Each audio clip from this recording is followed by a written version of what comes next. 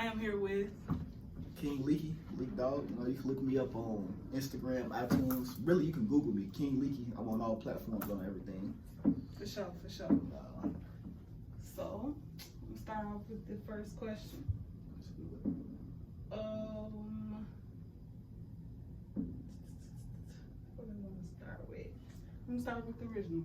What is this chapter in your life called? Ooh. It's a good one, ain't it? This chapter in my life, I feel like I would call not necessarily like a rebirth, because I feel like I went through the rebirth chapter already. I'm more so in the learning how to apply it. You feel me? I don't know like I would title that, but I'm learning how to apply like a cocoon. Yeah, you know what I'm saying? Like I'm in there for sure, and I'm growing. You feel me? Like I put the cocoon around myself to initiate the rebirth. I got a better term for you, metamorphosis. Oh shit, okay, so you ever heard of that book? You can cuss on it too, I don't give a fuck. Yeah. But okay, so like, alright, so what you mean by that? Like what you mean by metamorphosis? So it's a book called Metamorphosis. And in the book, it's crazy. I know what this book means, and I didn't read it at all in high school, but I know what it means. So basically, it was this boy. He felt invisible in his own family, and he just kept like he was like throughout the book. It's like you was going through his mind, like this mind, like how your thoughts bounce off the walls and stuff. Yeah. It's like he was going through those thoughts in his head, and he was like saying how he felt like a bug, like he literally, even though it's like he felt like his peoples was always stomping on him, kicking him wherever they wanted to kick him, and different things like that. And he was going, he was really going through it, like to the point where he was questioning life and all of that. But then he started going through this, like throughout the book, you got to see how his mindset transformed. He realized he was going through this metamorphosis, like his current situation was preparing him for whatever was coming next for him. Yeah. And it was that liberating feeling of being understood from a different perspective. And it's like that, when you said that, it kind of reminded me of that. Yeah, because I feel like that's kind of where I'm at right now, you know what I'm saying? I definitely went through a major change, a major like waking up, you feel me? And it's like now, the lessons that I learned, I'm applying. I'm learning how, I'm like, you still learn the lessons until you can apply it and live by it, you feel me? So that's where I'm at, right? Like, I know lessons that I've learned, I know shit that I learned, I know different things I'm supposed to be doing, and I'm learning how to apply that in this current life, you feel me? And how to be that, you know, and how to continue to progress off that. So, yeah, Metamorphosis of Cocoon is for sure where I'm at right now. You should definitely check out that book. I feel like that'll spark something creative in you. Okay, all right. Because that your hat, it gives that because I really like that brand, but it gives that feel of like transformed. Like me, I'm a very energy sensitive person. Same. So it's like I feel it on you. When I feel it on you, like different things like that come out of me to where I may send you something that you didn't even know you needed for real. Yeah. But also that leads to this question: what is life teaching you right now? Life is teaching me boundaries, like how to uphold my boundaries. It's teaching me, really, I ain't gonna lie, I feel like boundaries is probably the main thing that I'm learning right now. Boundaries and just myself. Scratch that. Myself is what life is teaching me right now. Like, I'm really learning about myself and my soul and how to conduct it in a way that is the will of the soul and not the will of my metaphysical body. Your and flesh. Like, yeah, you know what I'm saying? So I'm definitely learning how to be more in tune with the inside of me. Like I said, like how to be more in tune with my soul and how to just portray it the way that it wants to be portrayed. Ooh, I like that. Which takes a lot of understanding of the self, another soul. It takes a lot of time being to yourself to truly understand that. You feel me? Like I feel like an instance for this is like my current battle with like I'm trying to like ease off weed, but my issue, and I was just talking to my brother about this, is the fact that I'm trying to do it based off reasons other people did it. You know, like currently there is nothing in my life, like, you know, my brother had a kid, My uncle had a kid. You know, he had reasons to stop. He wanted to go do his CDL shit, so he stopped smoking weed. My brother was kind of having issues with his body and shit like that, so he stopped. You feel me? Me, I'm cool. You feel me? I don't smoke too often. I don't spend too much. I just do it. You feel me?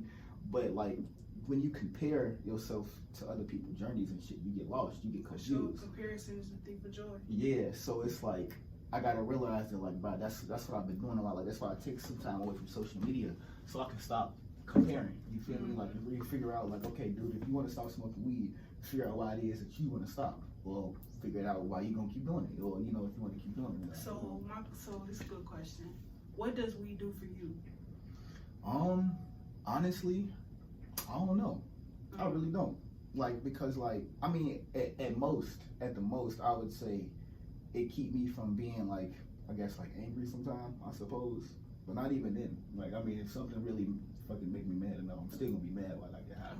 You know what I'm saying? Like, it really, like, if it's something small that irritate me and I smoke weed, of course I'll be over it. But if it's something that took me there, I'm there. There's no changing that. So I honestly, I don't know. Like, I can't say it made me more creative, because I felt a sense of creativeness when I'm sober and when I'm high. You feel me? That's why I struggle with, like, trying to figure out how to, like, why should I let it go? Because, like I said, it makes me think more about myself. You feel me? Like, when I smoke weed, I'm not that type of person that get lazy and that, you know, forget shit. Like, it makes me think about shit even more. So that makes, okay, so it's this investor that I really like watching, and he's his name Aristotle Investments, and he was saying he was sharing his story on weed, because he's mind you, he's an investor, but he's also a vet. So he started smoking because it eased his mind when he was trying to go to sleep, because he said he would wake up and, like, it would be, well, I'm gonna just say it'd be times he just didn't feel like himself. But when he started smoking before he went to bed, like he said, that's the only time he smoked. He don't do it for recreational use. He do it to have, like, a peace of mind and to, like, that tranquil vibe when you're trying to reset before bed type shit. Yeah. And it's like the way that he described his experience, like me watching him grow as a man in economics and stuff like that. Him saying that, because, like, me, I'm a smoker, but it's like, once I started tapping into economics and stuff, I'm like, I don't want to waste my money on all of this. But it's like, I still rocks with weed, because it's like, for me personally, I like to meditate while I'm high, and, like, I get the most, I feel like I'm the most grounded, sort of say, like, even though, like, I can ground myself when I'm sober, but I feel like I'm more in tune, like, I'm locked in to the point where that focus can't be broken when I'm high. Yeah. Because it's like, maybe because I started smoking when I was in high school. Same. So it's like, when you start smoking, like, for recreational use and you don't really know the meaning of it, you kind of got to define your own meaning for different things. And that's on my soul, because, like, literally, I ain't gonna lie, I started smoking probably like 8th grade on my mama. You feel me? And like you said, like, shit, I was young, so of course I didn't know what I was doing. You feel me? And then, like, throughout, like, my whole high school career, like I started smoking in 8th grade. I didn't really do it too much, like, my freshman, sophomore year, but, like, junior year, by the time I moved to my granny crib, I was smoking every day. You feel me? Like, it was an everyday thing, and it was like now I'm at the point, like you said, like, I'm trying to assign a purpose to this, because I don't like doing stuff in my life that has no purpose. You know what I'm saying? And it's like, at one point, it was because I used to get really, like, I would wake up very anxious, because kind of like that same thing. Like, when I would try to go to sleep, but my mind would race. Like, I would think about, because I already on the daily think about a lot of stuff. So I would just think and think and think and think. You feel me? So I smoke, be good, and then I smoke when I wake up, because I wake up, like, I'm talking about, like, jittery anxious. Like, you feel me? Like, and so I do that, and then, like, so once that faded, like, I don't really deal with that too much no more. Like, now it's just like, yeah, you know, like, I smoke on an occasion. If I get bored, I do it. Like, I didn't smoke before I came here, because, like, you know, like, I wanted to be focused. So it's like, I got the distinction now. Like, if I want to be focused on something, or truly locked in on something, like, yeah, you know, I may not smoke and shit like that, but if I ain't doing nothing, I will. You feel me? It all goes back to, like you said, it's just you assigning your own meaning and then your own purpose to it. You feel me? Like, and you figuring out what it is for you, and what it ain't. You know what I'm saying? I feel that. But for sure. So my next question to you is, what do you believe? Like, what do you place your faith in? Like, some people place faith in the Bible, some people have faith in Islam and different things. Or like me personally, I believe in God. I use God as acronym, guiding our direction. I don't know who guided our direction, but I know somebody is. Something, somebody, whatever it is, I know it's something higher. It's a most high. For sure. And it's like, I believe that, but like, I take it like very personally. So again, like when I refer to the soul, I guess that would be my version of what other people call God, because like our soul is a fragment of that. You feel me? And we may not be the whole God himself, but we are that. You feel me? Like we are that higher power, especially with us being carbonated beings. And this conversation is mainly for us melanated people. This is not really for people outside of this. You feel me? Because like, if you look at the makeup of us and shit like that, like, bro, we are made of not only everything of the earth, but everything of the universe as well.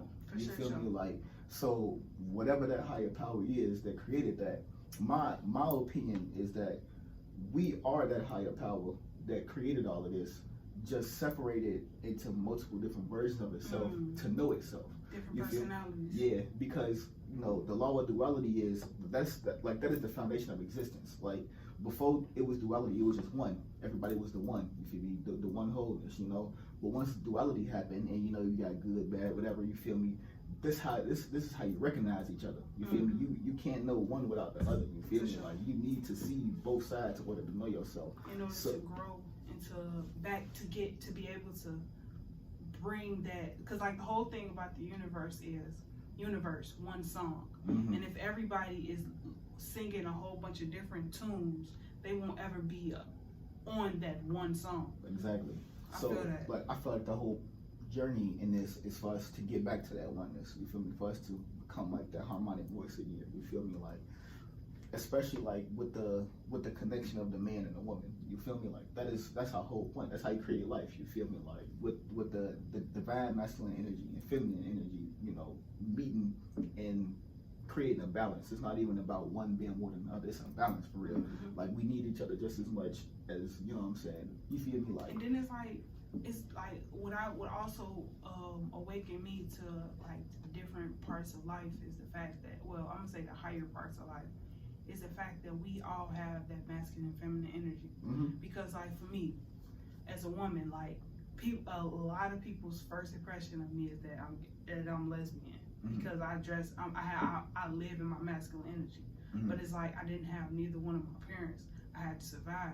So it's like, of course, my masculinity took over because I had to protect myself. I had to be the protector. And it's usually the masculine energy that has to be the protector in order to protect the nurturing energy.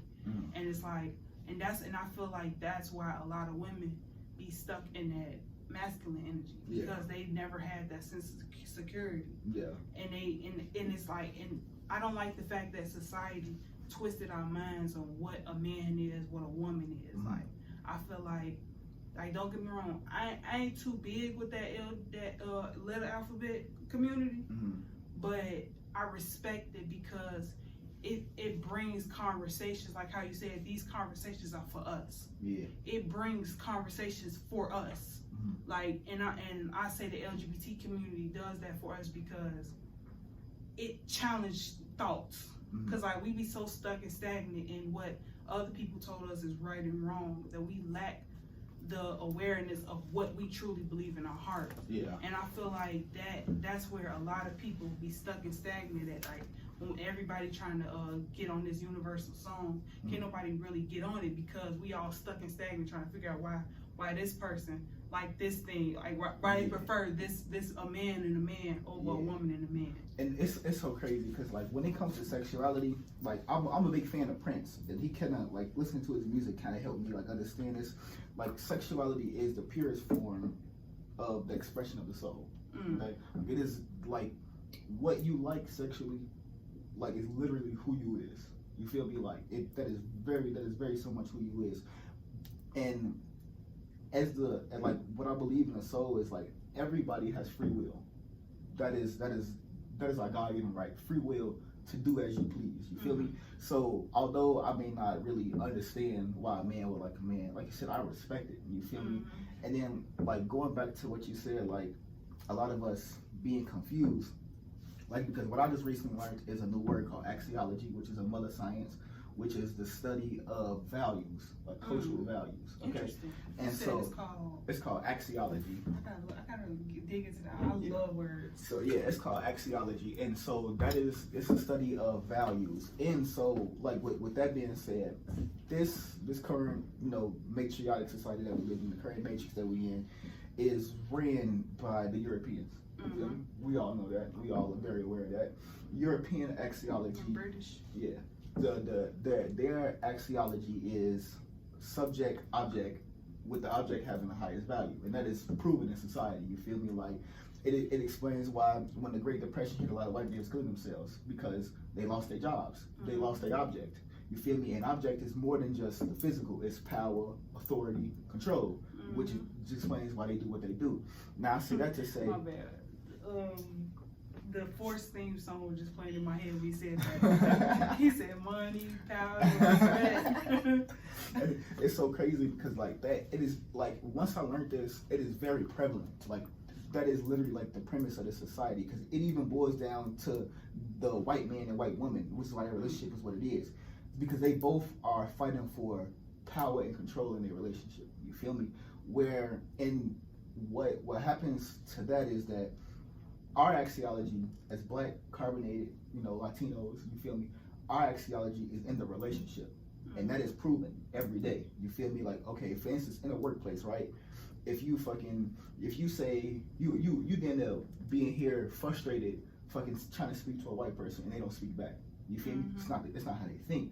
But with us, we can say hey or what's up to our coworker 4 or 5 times a day. You feel me? But that one time they don't speak back, it becomes a problem because it infringes on the relationship. Like our relationship is built on us being equal, even back in the treating each other as equal. Exactly. Even back in the days when we was back in the African ways. You feel me? Like we was both kings and queens. We both had that power. You know what I'm saying? Like we both valued each other to the same. We both seen each other on the same level.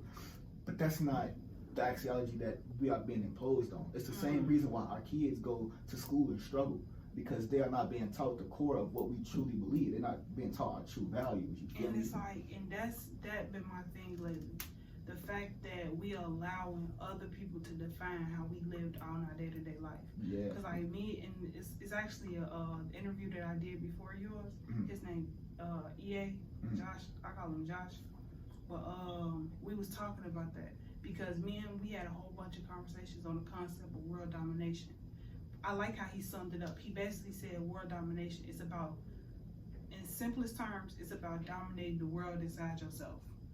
So like, and once you dominate the world inside yourself, you'll see how you can take over this world. How you can, I ain't even gonna say take over because this camera is recording. I'm gonna say, learn how to restore order in the midst of chaos. And it's like, that's the whole purpose of world domination. And I feel like I'm a firm believer in the fact that, and our ancestors, since we going deep with it, I'm a firm believer in our ancestors. I truly believe they all laid bricks for us to follow. Like they literally laid out the path. Now we're at the age where we start developing the bricks, so that as we get older, we start laying a path as well.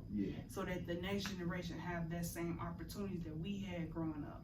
Because it's like, we can sit there and talk about like, they lack this, they lack that, they like this, but it's like, what are we doing as individuals who have the power to control, to change that for them? Because it's like, we seen it through our generation that they didn't give a fuck. We seen it from the generations before us, they didn't give a fuck. We seen it from the generations after us that they don't give a fuck. So how about we make sure that, since we know that it's in this state of not giving a fuck, we give a fuck. And it's like, it goes back to like us having these conversations as melanated human beings. And like, oh my bad, humans having a spiritual experience. Well, flip it, spirituals having a human experience, but like being like really stepping into our power and really being on the same accord. Because it's like, when you think of like shit like world domination, like a lot of people talk about how the Black Power movement was this, was that, but I feel like what it lacked is is that foundational substance. Because like if we all believe this, perfect example. You ever seen Roots? Yeah. So when Kunta, he called out that first time when they was on the ship, and none of them spoke the same language, none of them. But he made some kind of sound that they all understood. And then right after that moment, they waited until the right moment to where they could take over the ship. And they would have succeeded if they knew the enemy better. If they would have been very well aware of the situation and waited a little bit longer, they could have succeeded and not even ever be taken into slavery. But it was the fact of they were miseducated. They weren't properly educated.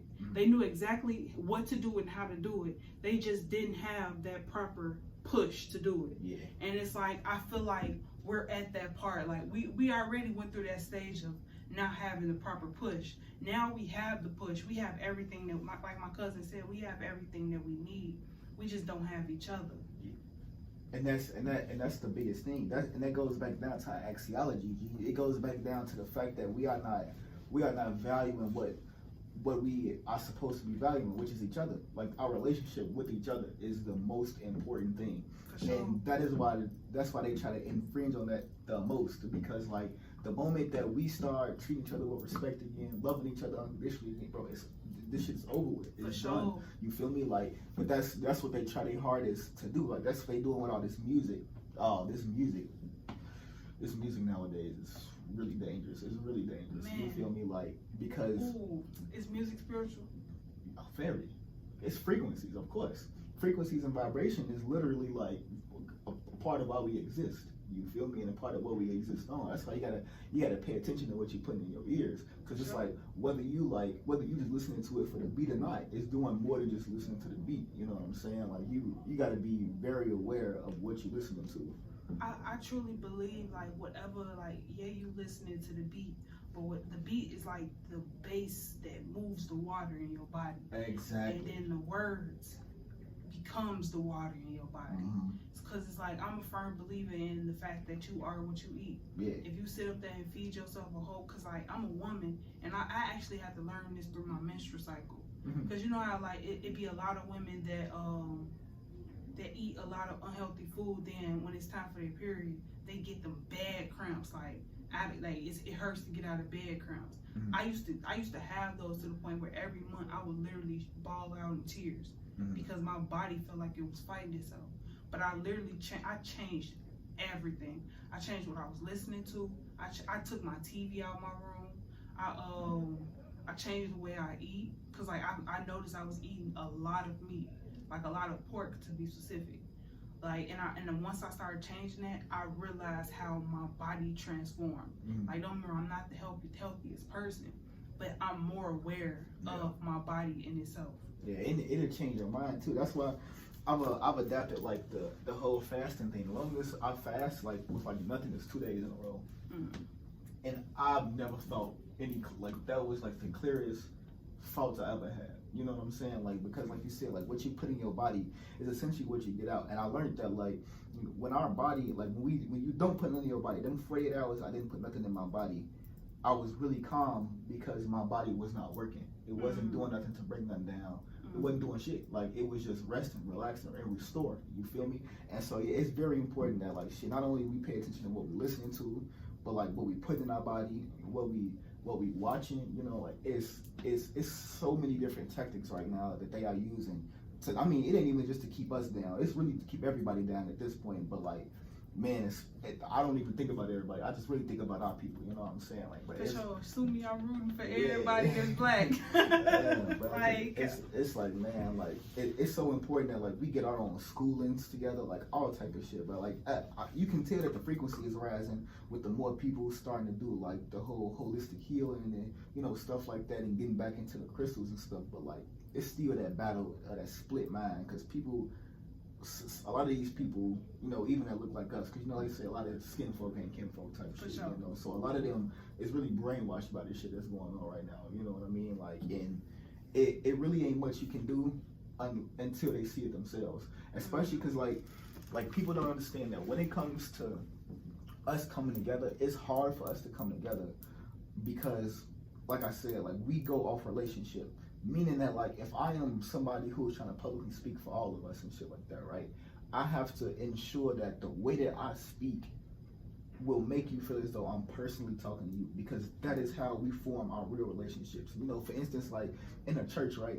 The pastor, whatever, you know, he got this little congregation of women. He ain't gonna be like, okay, all the women go do this for the church. You fucking black women go look at him like, who are you talking to? You know what I'm saying? But if he like, okay, you know, Sister Mary, I need you to handle the turkey or whatever. It's personal at that point, and she gonna feel more susceptible to it because it's a personal relationship, you know. Or if I ask you, like, you know, you want to come to this lecture with me? I don't want to come to no damn lecture. But it's like, if I be like, I want you to come to this lecture with me because I don't want to be alone, I'm making it personal now, and you more bound to do it, you know what I'm saying? Because that more is willing. Yeah, more willing, you feel me? Because that is how we operate as a people, you know what I'm saying? That is our value, that's our core value, our relationship, you know what I'm saying? Like, that is the most important thing. And like, the fact that we don't have it, like we don't have relationships with our family, with our friends, like it is really crucial right now. I truly believe that is how they've been so successful. Mm-hmm. When they made women comfortable with having a man outside of the house. Mm-hmm. Like when they really forced the man out of the house, like, cause like they first did it when they beat the man in front of the woman and raped the woman in front of the man. Mm-hmm. But it's like even then, cause even in slavery, we still wasn't having that shit. Like we still had each other back. You know what I'm saying? Like I feel like the problem is, especially when it comes to like the disconnection between the man and the woman comes from, like I said, like them just putting their own ideas into us. You know what I'm saying? So like, so literally, like white women try to make black women feel like the problems that they have is the same problems, and it's not. Okay, your white man beating and raping you and telling you you ain't shit ain't the same shit that's going over in this household. Because let's be real, nigga, a black man put his hands on a black woman, you better not go to sleep. You better keep going. You better go do what you do. Man, you better not ask for nothing to eat in the morning. Don't do none of that. Cause I'm pretty sure all women and like every woman know about grit ball. Everybody know it. That's a few men has been had their life changed because of grit ball. You know what I'm saying? Like they changed their ways, and that's my point. Like they literally instilled even like with the black man thinking that like money is everything. I don't think that at all. Because I'm not gonna lie, money is energy. It's gonna come and go. What's more important is me being abundant with the stuff that I need. You know what I'm saying? And so like they instilled in the black man that object is more important. You know, subject object, same thing that they learned. And you feel me? And that's the reason why the black man and black woman is so disconnected now. You feel me? Because like, they started to come back together in a negative way because like, you know, women are becoming more objectified. You know, our black women are becoming more okay with like the sexy red shit, for instance. They are okay with becoming more of that, and the men are becoming more, you know what I'm saying? Face. Exactly, you feel me? And that is a problem. You feel me? Like that is a major problem because like, bro, the foundation of the black community is our family. We don't have family, we don't got nothing. For sure, and and that goes back to like the foundation of the black community. We like, in order for us to even look at unity as an option, we have to heal our communities. Exactly. And it's like that is something that I really love about COVID, about this decade of this 2020 decade. Like I wrote, what's crazy is I wrote this at the beginning of 2020. I wrote walk into 2020 with 2020 vision. I wrote that on my notebook so that every time I open up the notebook this decade, I remember that. Because mind you, in 2020 I turned 20, so it's like now I'm in my 20s. Now I'm an adult in a sense. Now the actions that I like, everything that I do actually matters. For sure. And it's like now, like, and this is where I had the conversations with all the adults in my life to see where their head was at. And I feel like that's what COVID birthed in a lot of people in our generation.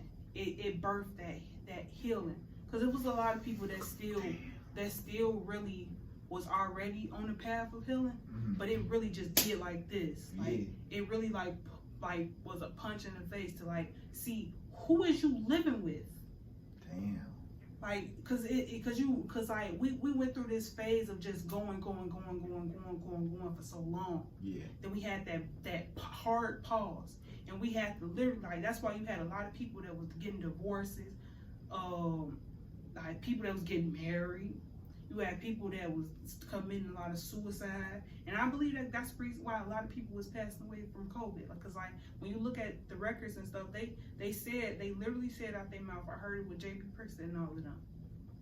They said that the COVID deaths that was on record doesn't necessarily mean that they died from COVID. Mm-hmm. They could have died from a broken heart. They just labeled it. Because they had COVID. They was COVID positive, mm-hmm. so they labeled it that. So it's like, what if all of these people died from natural causes, from coming to the reality of the life that they living in? Mm-hmm. And it's like, that's what I realized with COVID, like, and I like that whole little quarantine phase, and I really rocks with it because I got to see the people that I loved and I thought I loved, or that I thought that loved me. I got to see them in a different light. Yeah. And it's like, now we have this foundation, like, it's like, you know how you had that pen, you just throw it down and just stay in the ground? Mm-hmm. That's what healing is now. It haven't grown and sprouted into anything yet, but it's just like a pen that's stuck in the ground waiting for everything else to come around. Yeah, hell yeah, because when that shit happened, like, it's crazy that you said it. I didn't even think about it like that, but like when that shit went down, like, I was going through a lot of shit, like with my mom and shit like that, and like my family and shit, and since then, like, I felt like I've been like the catalyst of the healing. You feel me? Like, I am the one that lead it now. Because like when everything was going down, I was the one that had everybody sit down so we can talk and shit, you feel me? And so we can talk through it. And I spent like a year or two kind of mad and shit until I came up out of it. I was going through shit with my ex, you know what I'm saying? We lived together from 2018 up until like literally last year when she moved away to Denver. You feel me? Like, and I learned so much about myself during COVID. You feel me? I learned how to, for one, I learned my position in my family. You feel me? And I felt like it's to be that healer, because prior to me, nobody was trying to do what I'm trying to do and trying to keep the family together the way that I am. You know what I'm saying? Like, I mean, I feel like it's more efforts now, of course, but prior to that, like, in my opinion, it was little to none. Like that shit was falling apart. You know what I'm saying? And then like even myself, shit, I was falling apart. I tried, it's this shit called DMT. I don't know if you're familiar with it. So they say it's like the chemical that your brain let off, like when like when you pass away or when you transcend, is what I like to say, you feel me? But you know, you can smoke it essentially, okay? And for me, at this time, I was in a dark place, and so it was a suicide attempt on my part, and it was a foolish one on my part, because the whole point of that drug is to essentially, you know, do what they do. And so I smoked a fuck ton of that shit, dog. I smoked a lot, and that out of body experience is what shaped me to this very day. I swear, and that happened in like 2021, because like when I did it, right, I fucking smoked it and I sat there, and like I don't know if I blacked out or what, but like I vividly remember being in third person. Okay, like I could see my body, I could see the room around me, but I didn't see myself. Like I seen my physical body, but I didn't see the energy that I was. All I did was feel, and all I felt was like a overwhelming sense of like love and calmness. And then so when I came back to my physical, it was like for, I ain't gonna lie, for probably like 3 to 4 months, it was really tough. Like I was probably even sadder than what I was before then, because I'm like, damn dog, like I am trapped in this sense of like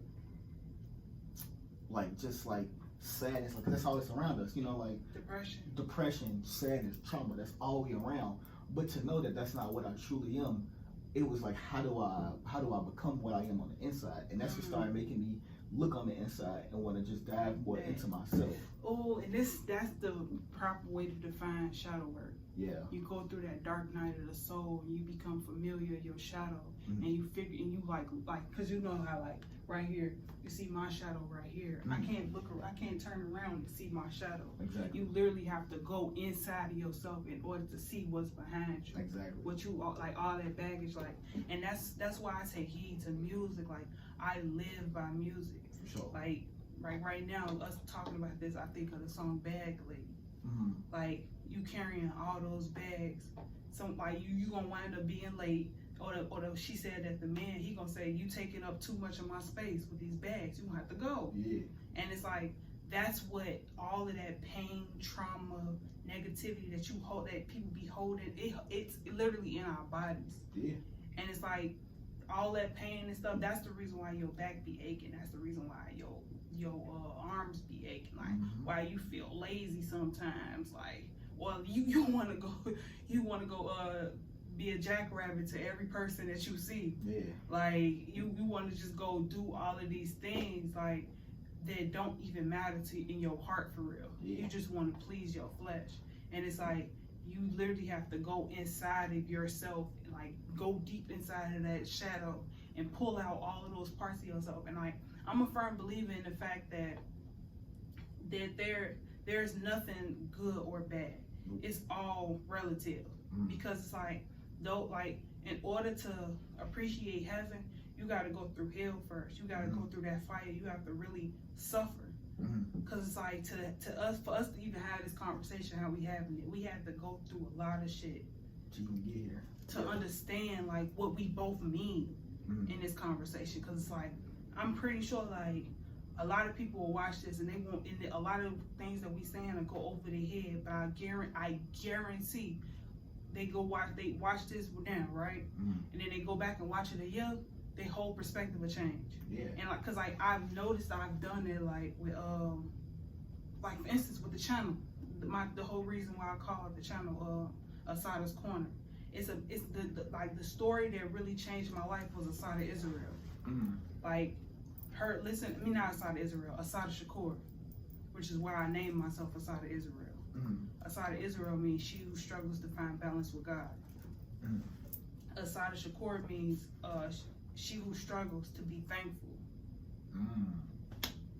And now I was watching her documentary called Eyes of the Rainbow, and like when I first watched it, it moved my heart so much because, mind you, this is a black woman that was fighting in the African liberation movement the Black liberation movement to like literally liberate us in this it was that period after the Black Panthers. So she was trying to do that, and so some police officers killed their own and blamed her for it, and they put her inside of a men's solitary confinement prison. They didn't even put her in there with the women. So she escaped and she went to Cuba, and they still can't get her back because the Cuban people say no. Yeah. But it's like it's her story, like listening to her reasoning for doing what she did, and like knowing that the eyes are the rainbow. Like did you know that a rainbow is a full circle? No. It's a like I always only see it as the little, because we look at it from a distance. We don't ever see the full picture of the rainbow. But when you go to the full picture, it's like a reflection in the mirror. That makes sense, because even if you think about like the glare off like light bulbs and shit like that, if it's raining and shit, and you see the glare off the light bulb, it's the rainbow color, right? Yeah. And it's that same thing, because like that's how some people be seeing dual rainbows and different shit like that, because it's like your eyes is the window to your soul. Sure. And it's like the rainbow is the window to the world soul. And it's like, and watching her documentary, it put that in my mind. Like, we all have a story. We just have to be willing to sit here and have a conversation and pull that out of ourselves. Because like, I realized this, like a lot of people literally don't talk about themselves enough. Like they rather like that's like with the media. That's the reason why they're able to control our heads. Like, oh, I just heard somebody say this the other day. Like, when you allow people to control your emotions, they can control you. Exactly. So it's like with it's being so much propaganda pushed on these. Like now they got us by phones. They got TikTok. They got all of this stuff that just floods you. They just flood you with a whole bunch of chaos throughout the day. And if your mind don't understand it, it's gonna be like this. Yeah, it's all everywhere. Yeah, but it's like we have to like literally digest that information. That's why like on my page, I post certain things at certain times. Like I literally watch the videos and I digest them. And if I don't like something, I'm not posting it on my page. Yeah, I'm not gonna share it. Like I probably like it because I'm pretty sure I relate to it that I watched it. But it's like I'm a dissect the information, and if it come across my path again, then I know it's something for me to be aware of. Yeah. But it's like, and I was having a conversation with this girl named Juju, and she had said that everybody don't have, or I'm gonna say, because someone else put this in my mind, like it's probably the fact that people don't listen to that internal thought in their head. Yeah. So it's like they don't have that sense of awareness, but it's all because they don't have, like how you said, that relationship. Yeah. They never developed that number two. Like when you talk about numbers, like they never focused on number two, how to practice writing a number two. Like it's two. You got one person that's single. You got a duo. Yeah. You got to learn how to be with a person. Yeah. Like it don't even have to be a relationship. It could just be connections in itself. Just connections, period. Because that's what we are for sure. And it's like if you don't take the time to like really learn yourself, like you're gonna be lost out here for sure. Like I feel like it's a scary thing to be to yourself for sure. I'm not gonna lie. If you're not prepared for it, you're not prepared for it. You feel me? But it's like there is no other way to prepare for it other than to do it. There is no prep to shadow work. There is no like, okay, let's do this to prepare for shadow. Like no, you just do it. Like you just do it. You know it's what I'm saying? One of those you getting dropped in the water. You better learn how to swim or drown. Swim or drown for real. And that's literally like your own emotions. And I don't think people really understand how liberating it is once you like come to a senses with yourself. You feel me? Like social media is definitely still influencing to a way, because like with me, because my TikTok composed of 3 different types of things. Either stuff about like herbs and like fruit lights and stuff like that, gaming, or like conspiracy. Now even with that stuff, like I made a video on TikTok about how like when you are receiving so much information, whether it is quote unquote good or bad or whatever, you still have to be careful at like you are not overloading yourself, because bro, you will go crazy. Like there was times that like I felt like I was just going crazy because like let's talk about it. Cause like when you start to understand shit, bro, this world does not look the same. It don't feel the same. Ooh, going to work don't feel the same. Looking at my paycheck don't feel the same. Looking at my friends don't feel the same. Looking at people who don't think this way don't feel the same. I worry about them. You feel me? Like even like I got family members. Like I was talking to my uncle, and like he got a kid now, and he does a lot for he's there for his child. He's a very good father. You feel me? He busting his ass to make sure my little nigga 7 got what he need and shit. You feel me?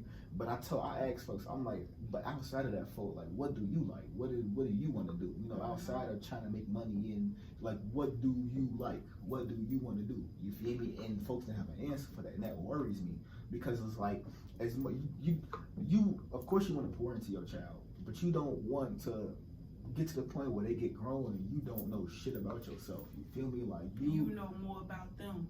You feel me? Like you have to take time to understand you and whatever that is. You feel me? Like, and I ain't gonna lie, I tell people this all the time. Like, unfortunately, like, you feel me? So I don't feel like you said, there is no good or bad, right? It's all intent or will. But like unfortunately, bro, if you learn about yourself, right, and you kind of learn that you're a dark person or whatever the case may be, or like, still, you have no choice but to embrace that. Okay, like you can learn that you may be a dark person and try to force yourself to be positive and still live a miserable life because you're not being who you are. And so I say that to say, like, when you figure out who you is, own it to the fullest and thrive in that. Whether that is good or bad, because you have the right to do or be whoever you want to be. And it's all catered to you, like, to you. And that be the one that goes back to the original start of the conversation. Comparisons the thief of joy. Like, we as people, we became accustomed to comparing ourselves to other people. Like, just because you have women that says like they are in successful marriages because they waited until they waited until a man came in their life just to have sex. They wanted a man that wanted to marry them to have sex. Like, that worked for her. Exactly. But me, I grew up in the hood. I ain't had my pops. I never really seen a successful marriage. So why would I feel that feel that idea. Exactly. Like that's literally not my reality. I never even been to a wedding. You feel me? Man. Like, you feel me? I don't know what none of that shit look like. I mean, and it's like I want a marriage. I want a successful marriage and a successful family, but I had to define what that looks like for myself. You feel me? Because like you said, like I didn't have the image of none of this. You know what I'm saying? Like shit, I grew up around toxic ass shit. You feel me? Like seeing that type of shit. You feel me? So it's like when you get to a certain point, I feel like you said, like probably like once I hit like 19, 20, or I guess I really say like, yeah, like once I moved in with my ex and shit, and that was around like 19. I had just turned 19 and shit when we finally got our first apartment together. Like I really had to sit there and think like, how do I want to run my household? Like I have my own household now. How do I want to run it? How do I want to be in here? Like who am I? You feel me? And that made me and her clash so much. Like it's the reason that me and her broke up, because I woke up and she woke me up. We was like two mirrors in front of each other. You feel me? So I showed her shit that she was going through. She showed me shit that I was going through. But when you do that to a person, it's gonna create conflict. You feel me? Because that initial reaction to you changing and you realizing something wrong with yourself is a very conflictive thing. Like you feel me? You gonna fight it. You know what I'm saying? You gonna be like, no, I ain't like this, and you gonna want to be stuck in your ways. You know, until you come out of it. So we went through literally 4 years of that, of fucking going through that shit. You feel me? Like fucking really trying to work through our own shit. And I ain't gonna lie, we did a lot of hurt to each other. But when you step back and you look at it, it's the reason that me and her are still so close. Because it's like, bro, like once you grow out of that, once you grow out of the conflictiveness, you feel me? You get to that point of like, damn, we really just grew each other. Like I wouldn't be this person, or I mean, I probably would have. It would have been a different journey, but like, if it wasn't for the shit that we was going through, you truly wouldn't be that person that you are. No. Like, and that's something that I had to learn, because like me being a woman, I got hurt. The last relationship that I was in, I felt I got hurt. Like I truly felt that hurt me to the core. Like I was ready to leave this earth. Like I was tired. It wasn't even just because of him. It was because it felt like everything. Like I lost everything. Like when that relationship ended, I lost everything. Like my car, my relationships with all my family and all of that. Like everything just went type shit. And it's like, and I was just ready to go type shit. So it was like I had to realize that. I actually heard Jay-Z say this. It's not happening to you, it's happening for you. All of this is helping you grow into someone with a better story. And it's like when you start trying to cut pieces away of your life that you don't like, you lose the lessons and the blessings that's in that time period. Because like me and my ex, like we spent a really great year together. Yeah, it was toxic as hell. Yeah, it very much was. But it was fun for us because I got to know a person, and I can really say I got to know him, and I truly loved him. I just don't love him for me, and that's okay as well. Because it's like us as women, like, and like, cause I had to go through this phase. Like when we first broke up, it's like, damn, we just sat up there and did.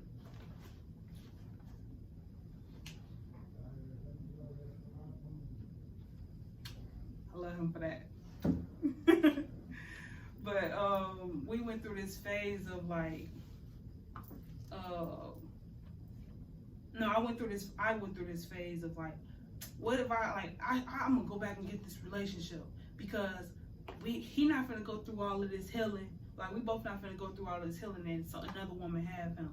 Like nah, we went through a whole year together and like we literally went through the fire together. But it's like nah, just because he's like that for you. If he was like that for you, doesn't mean he's going to be like that for her.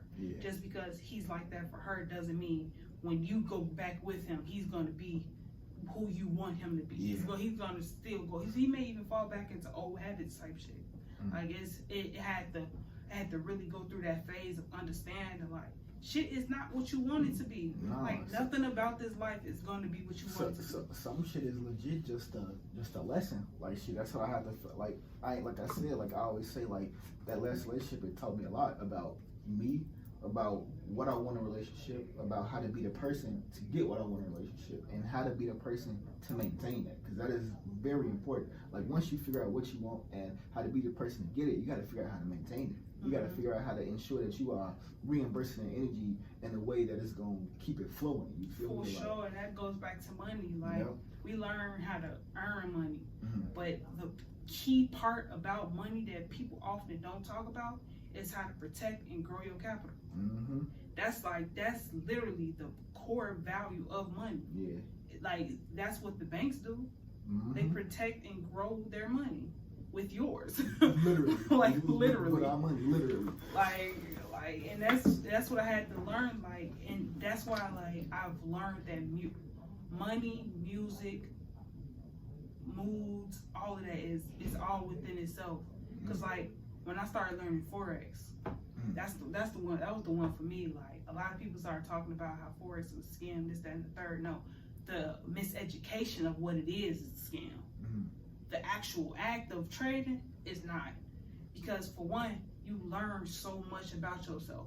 You learn how you pull all of those, like how I'm thinking of when I think that's Sub-Zero. He get over here. Oh, like Scorpion. Scorpion, yeah. But it's like that's literally what trading do for you. It pulls that part of you that you try to ignore, that little toxic part of you, because like we all got toxic traits, and that's actually one of the questions too. Like, what are your toxic traits? But we all have these toxic traits that we swear we don't have. Yeah. I can't like, yeah, you know, you like in the middle of the night you suffer from gluttony. You stuffing your face with ice cream or a whole bunch of sweets and stuff. When you high, you get the munchies and all of that stuff. You know you do that. Yeah. But if someone else told you that you did that, you're gonna be like, hell no, I don't do that shit. Man, no. Yeah. You prideful. Man, no. you always get angry. Man, no. Fuck then ain't make you angry. Yeah. But it's like we all know we have these things. But it was when other people bring that to our attention that we try to deny type shit. But it's like what I've been learning is with trading, you can try to deny that shit all you want to, but you ain't gonna make no money. Like, as much as you deny that shit, you are not gonna be successful in what you're doing. And like that goes back to the man I was saying, Aristotle with investments, how he said that he used weed as his tranquility thing. How he like his Zen mode, that's what I'm gonna call it. It puts him in that Zen mode to where he can restore himself for the next business day. And it's like we have to, like, I feel like as a people we have to get into that sense of awareness about ourselves. Like, yeah, you suffering through this right now, but how can you get from point A to point B with what you are feeling? Yeah. Like now, cause like this what made me change up to asking people, how are you doing? How are you feeling? Yeah. Because how you doing, people get distracted by what you're doing. They gonna tell you what are they doing. Yeah, when you ask them how are they feeling, well, this is what I feel right now. I feel like it's crazy because the more I be asking it, the more I just see a lot of people just hit you with that, I'm okay, I think, or you feel me, like, because I ask myself that, like, I'm a firm believer in talking to yourself. I talk to myself very often. Like, the moment I get alone, I talk out loud. Like, if a person was to hear me, they'd be like, man, that nigga in there crazy, you feel me? Because, bro, like, it's a different part of you that talk. You feel me? Like when you talk to the soul, when you talk to God or whatever, but it's a different part of you that is speaking. And it's like if you allow that part of you to speak without a filter, like because like sometimes, and I feel like this is only for people that's not really in tune with themselves, but like you would sugarcoat shit to yourself, you lie to yourself, you feel me? But like when you are beyond that, nigga, you sit there and talk to yourself and you be like, damn. Like you give yourself like the bare truth. You talk about all the shit from the past and all that type of shit, bro. It get real. It get real for real. And I ain't gonna lie, one of my toxic habits is the fact that I complain a lot. And it's like I complain about myself a lot. So even though I complain about a lot of things that people do on a day-to-day basis, I complain about the shit I do every day. Oh God. And it's like, and I've been learning, like, listen to you say that literally just showed me that where that come from. Like me complaining about the little shit I do on a day-to-day basis, like. And it comes with knowing that it's time for you to break out of that cycle. Yep. Like and I feel like that's where you like, and that's the only way you can really break out the cycles is when you talk to yourself and figure out what it is that's wrong with you. Because like if you go to a therapist, you can talk to that person all you want to, But if you don't go do the work when you leave that room, then what the fuck you doing that for? And I feel like that's the thing that kind of gets me about like therapy. Sometimes is like I'm a supporter in it and shit, but it's like I just feel like it goes back to like this whole system of belief that's not ours. You feel me? Like this is what you're supposed to have real friends for. Your real friends are supposed to be your therapists. It's like outside of yourself, like you are supposed to be able to go to your community and talk about this. You know what I'm saying? Like I'm not a yes man ass friend. Like you come to me and you talking about shit you're really going through, I'm gonna let you know the truth about it. You feel me? Or at least my perspective on what the truth is. You feel me? Like because like that's the point of me helping. That's why you came to me. You feel me? And I'm not saying that the therapists don't do that. You feel me? But it's like I've never taken therapy myself. You feel me? I've never, I guess, taken the time. But it's just like I don't believe in it necessarily. You know what I'm saying? Like I get that. It's like, cause I mean, like I understand why some people go do it, right? Because they feel more comfortable, like opening up to a stranger and shit like that. But that in itself makes me think, like, why do you feel that way? Why do you feel more comfortable to expose yourself to a stranger than someone that you are supposed to be close with and that you love? You feel me? And it's like it makes me think because like I feel like it's just like that distrust that we have in each other. You feel me? Because like you know like yeah, you feel me? I've met people that like I've vented to and that is thrown back in my face, all that type of crazy shit. But I chalked it up to just the person, not everybody in general. You feel me? And so it's like I feel more comfortable talking to somebody that knows me and that I know loves me, you feel me, as opposed to going to go spew my feelings to a stranger who don't really know me. Like I know that they may provide that outside perspective that is completely unfiltered from not knowing me, but then at the same time that's also a disadvantage because how do you know what you're saying is really applying to me for real? You feel me? I can come in here and tell you bullshit and you never would really know. You feel me? Like I can come in there with a straight face crying and fucking lie my ass off to make myself feel better when I go home. You feel me? But when you talk to a person that really know you, that really know your energy, really know your thoughts, you know what I'm saying? They gonna call you out on your bullshit. They gonna be like, I know you lying. You feel me? Like, I mean, you telling me you're okay, but that's not what you're feeling. That's not what you're presenting. You telling me you're okay, but nigga, when you came in here, you didn't do that shit that symbolizes that you okay. You feel me? Like a therapist wouldn't know that type of shit. You know what I'm saying? Because you go see them a week or two, you know, a couple, like, they wouldn't know that. So it's like they can only help you to a certain extent, and that extent is just providing the outside perspective that is unfiltered, but that is also, like I said, it's also a disadvantage. You feel me? Because if you're trying to heal your soul, but you need somebody that know you. You feel me? Like that know your soul. That know your soul. That's been there. That have similarities to your soul. Yeah. Cause it's like you could talk to somebody that don't know your soul, but they have their own story, and it's like one and the same with yours. It connect, it align. Yeah. You feel me? For sure. So I don't know. But like back to the whole like toxic trait thing, I feel like mine is like one that I think I battle with the most is like the fact that I ain't gonna say like abandonment issues, but like it's along the lines of that type of shit. You feel me? Like it's like I am quick to just dismiss people when I feel as though I am probably gonna be dismissed, or you're not feeling what I'm feeling in a sort of sense. You know what I'm saying? Like it's like the whole fear of like having my hopes let down and shit like that. Like I recently, I'm dealing with a lot of shit from my childhood essentially. Like I'm starting to learn that. Like a lot of the shit that I feel like, because like when you think about those memories as a child that made you feel like that, it could be something so small. I mean, you could have lost your favorite toy or something like that, or something that really impacts that. Like that shit, like that's why it is so important to make sure that your kid is being raised in a good environment, bud, because that, like the smallest shit can really throw it off. Yeah, it can really throw it off. I'm a firm believer in that exact thing. Like, and I say this often, like your childhood is the foundation principles that you build your life on. Everything that you went through in your childhood is what you build your adult, your teen, your all of that on.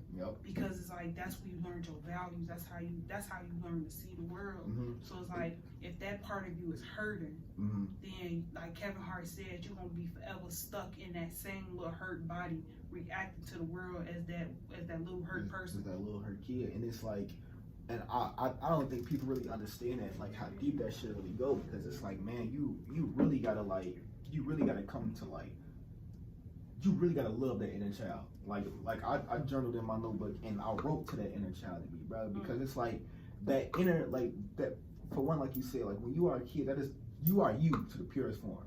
Like, that is you before, like, the system programmed us and all that shit. Like, before we get into all of that, nigga, that kid that you are, whether it's a jealous kid, etc., that is who you really are. To the core. To the core, exactly. You feel me? And it's like, you go through so much shit, and as a kid, as that inner soul in us as a kid, bro, we try to protect ourselves, which is where we at right now as an adult. We still got them protective walls up, you feel me, from when we was a kid. Because like you said, like, you go through trauma as a kid and you disassociate. So as a kid, I feel like our main goal was to protect that pureness in us. You feel me? But then you transition and get older, and that protecting that pureness in us, we don't let that wall down. On my, you don't let that puberty hit. That teenage year is crazy. Man, that teenage year is crazy. Because then that's when you start seeing the world for what it is. That's when you start seeing the adults that you once hold value to for who they are. Ooh, that shit hurts. Like hell. That shit, like, when you get to that age and you start to see that, like, them adults in your life ain't really doing what you thought they was doing as a kid, or maybe not to that certain extent or whatever, it's just like, that shit's really soul crushing. Like, when you, like, I feel like once I got to the age and I realized I had to really do everything by myself, that shit hurt. Like, as a man, I know math about it. But, like, when I really realized, I sat there and thought, like, gee, I have to do this shit on my own. And it's not necessarily because my peoples don't want to or nothing like that, but it's like, we don't come from money. We all broke, nigga. At that age. Yeah, and it's like, you realize that, like, and when I meditated, that's what made me really get into this shit for real, because, like, you know, when I started thinking about it, I'm like, bro, it's not even really our fault. Like, I really be thinking, like, okay, because this shit goes back generation to generation, and, like, a lot of the old people in my family live to be pretty old. So fucking, like, when I think about it, like, my mom's mom, you feel me, you know, she was on drugs and shit like that, but she had problems with her mom, which is, my grandma apparently is still currently alive and shit, you feel me, but my grandma apparently was alive during slavery and shit like that shit. She still got her little stick and everything from that time, you feel me, like, and it's like, I be thinking, I'm like, gee, what would my life look like had my people not have to go through that? And then that's what makes me direct, because I used to be mad at my people. You feel me? I used to be mad at them, like, man, nigga, I need y'all help. Y'all can help me. Until I start looking at them, I'm like, gee, this not like, nigga, our people did exactly what they could do to provide for us the best way they could at that time. This is what helped me forgive my parents and like all of those in my life. Like, at the end of the day, they were people dropped in the water just like we were. On my soul. And they had to figure out how to swim. They had less resources than we do. Yep. And it's like, I heard Keke Palmer say this. She said that when you heal yourself, you heal your ancestors. Yep. And it's like, that's literally why they gave birth to us. Yep. Because we had to come heal them. Like, that's literally what our generation is for. To bring awareness to the fact that we need to fucking heal. Yeah. Like, what they say, bitch, go heal. Yeah. And that's what we are here for. We are here to start that, you feel me? And then the generation under us, I don't know, because, like, I think about the work. Boy, they got some work ahead of them. But they are so fucking advanced. Like, my little brother was born in 2013.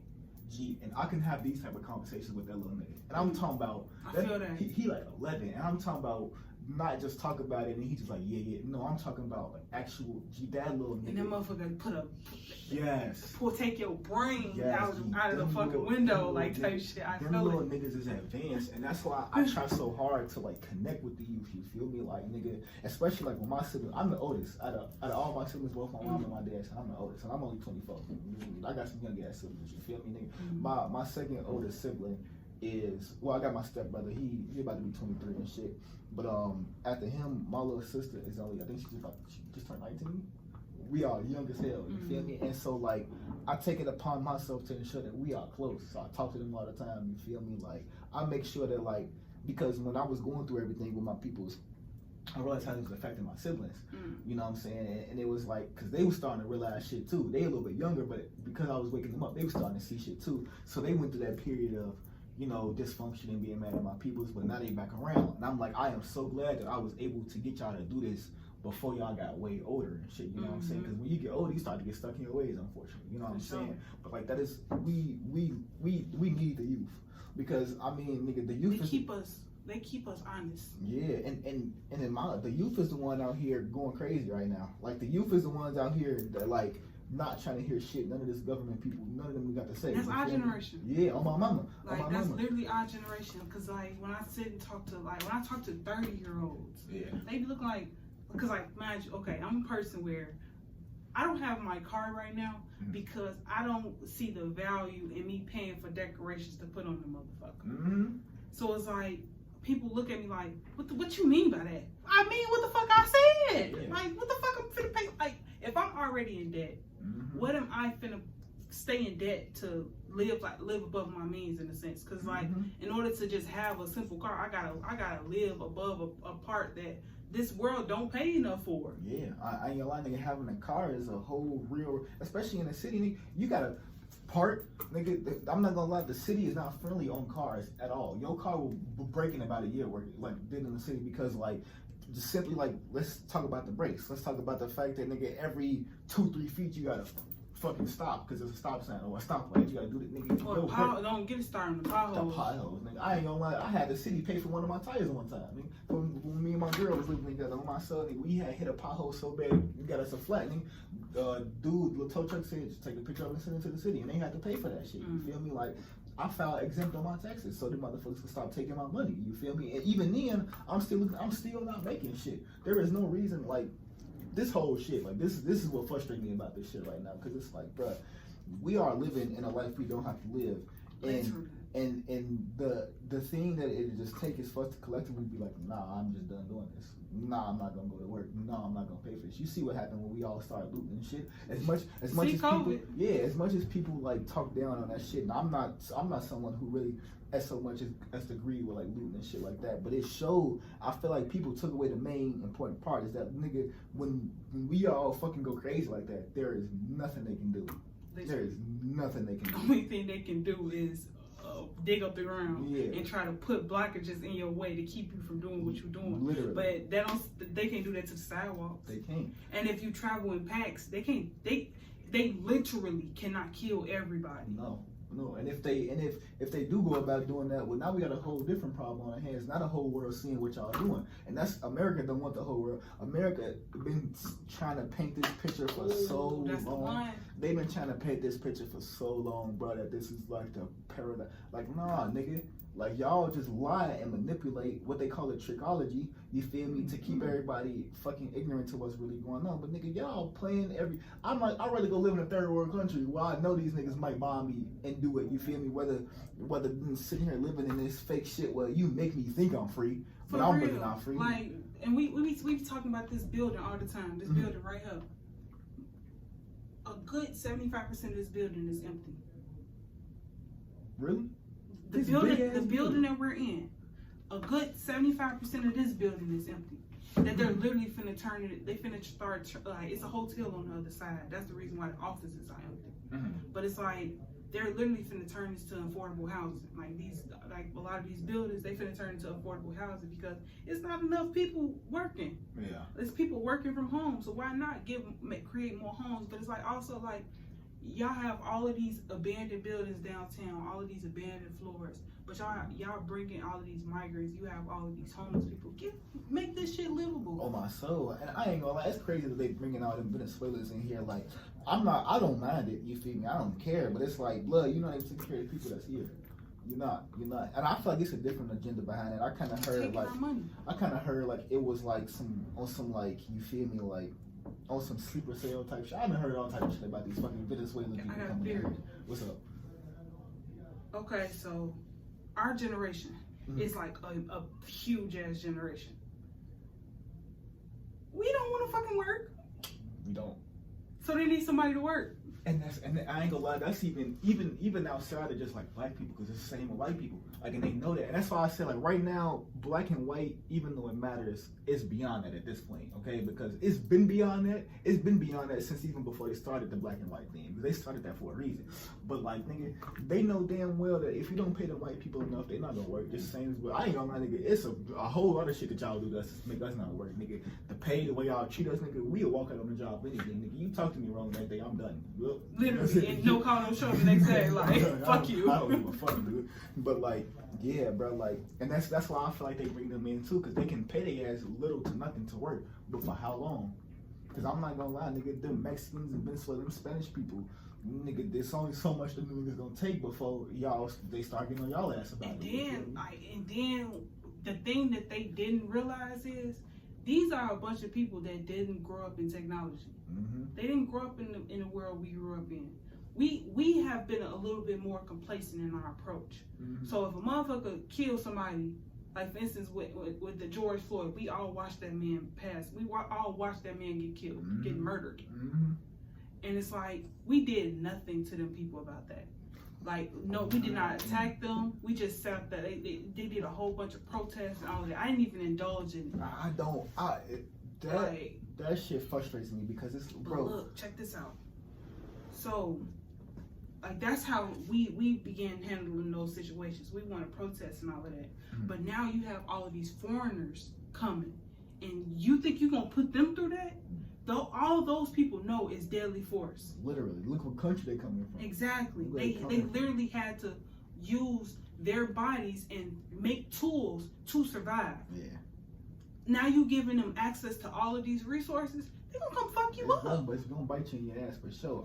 I'm pretty sure, like, I don't know, I'm assuming they hoping that it'll go the other way and shit, but like, I ain't gonna lie, like the amount of people I see like helping them and shit, I ain't gonna lie, even like, cause like where I stay at right now, they dropping them off a lot over there, like by busloads, literally. When my grandma first told me this, I thought she was bullshitting. When she was like, she had just came back, you know, she be getting a little free food from the Salvation Army and shit. She had just came back, and she's like, yeah, you know, they just dropped off a big ass bus of the Mexicans. You know, she was talking to her, oh man, grandma, you know. Then I see it on the news. I'm like, but when I seen that shit in person, when I went with her to go get that shit, like when I went with her the second time to get the food, and I seen that, they folks just opened up the bus. They just got off, folk pulled off. That was it. I'm like, blood, like what is really going on?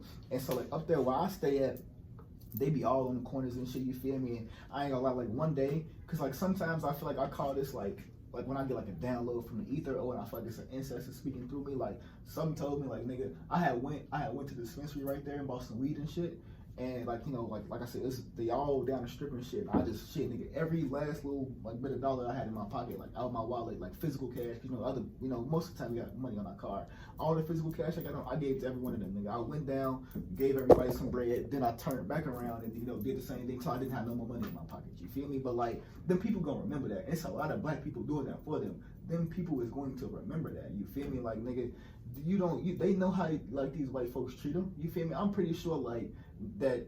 Coming to America, they were all aware of that. You feel me? Like, it's been enough Mexicans and different people back and forth out the country. Let them know these white people don't give a fuck about you, blood. For sure. And then those Mexicans, they racist too. Boy, it's crazy. I worked for them, so I know. It's crazy. That really is. But it's like, that goes back to like, I ain't gonna lie, like I feel like my whole theory on like these different types of people that's here, like Mexicans are like the colonized version of what real Latino people are, if that makes sense. You feel me? That's why they so easily whitewashed. You feel me? Like, cause white can mix with Mexican and look white. White can't do that with a lot of other shit. You know what I'm saying? White can mix with Arabian and look white. White can't do that with it. And that goes to show me that they are the same genetically. You feel me? Because a white person cannot mix with a carbonated being and that person still be white. It might be to a certain extent, but you have to wait a few generations in order to fully knock that out. Yeah, but like with these Mexicans, Arabians and shit, bro, they're gonna come out white every time. And that let me know something. That's why I ain't gonna say like I'm not against Mexicans or nothing like that, but like them people not for us. They not.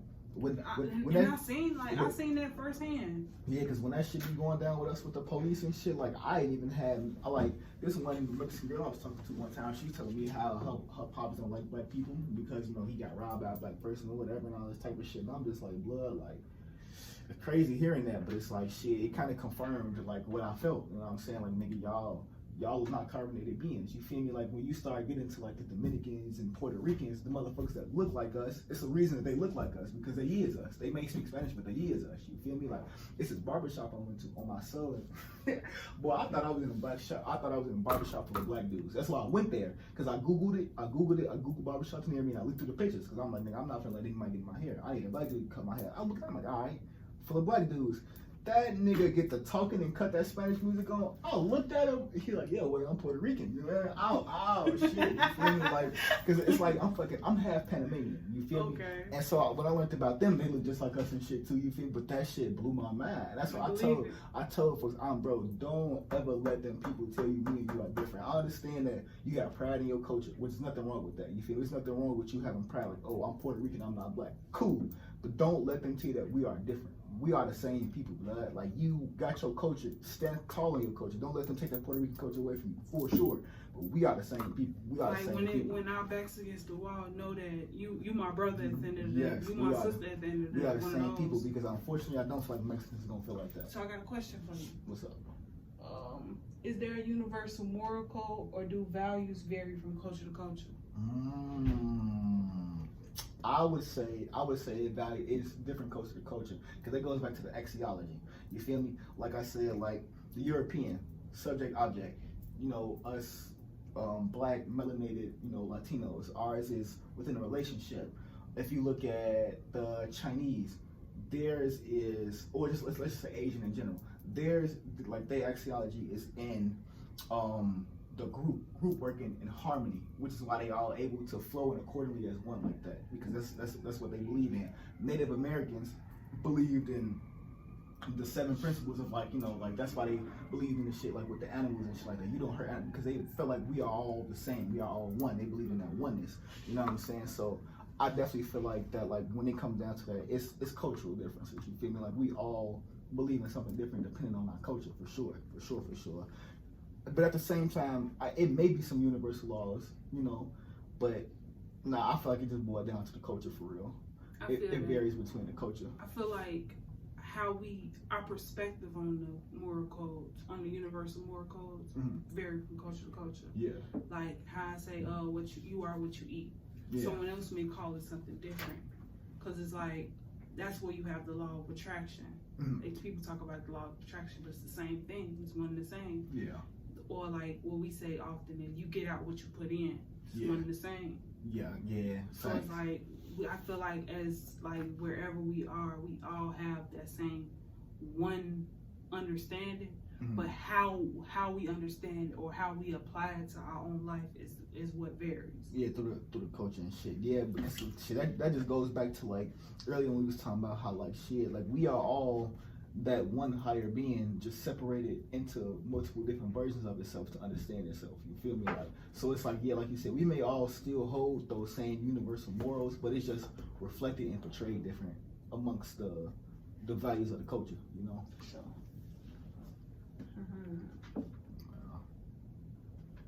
Cool, because I want the people to forget you were artists, because we've been having a real high level conversation, like for real. Yeah. But what is the driving force behind your art? What message or emotion do you want to convey? Honestly, when it comes down to my art, it's exactly just that. At some point, I asked myself, like, okay, what I do pay attention to how I'm portraying myself in my music.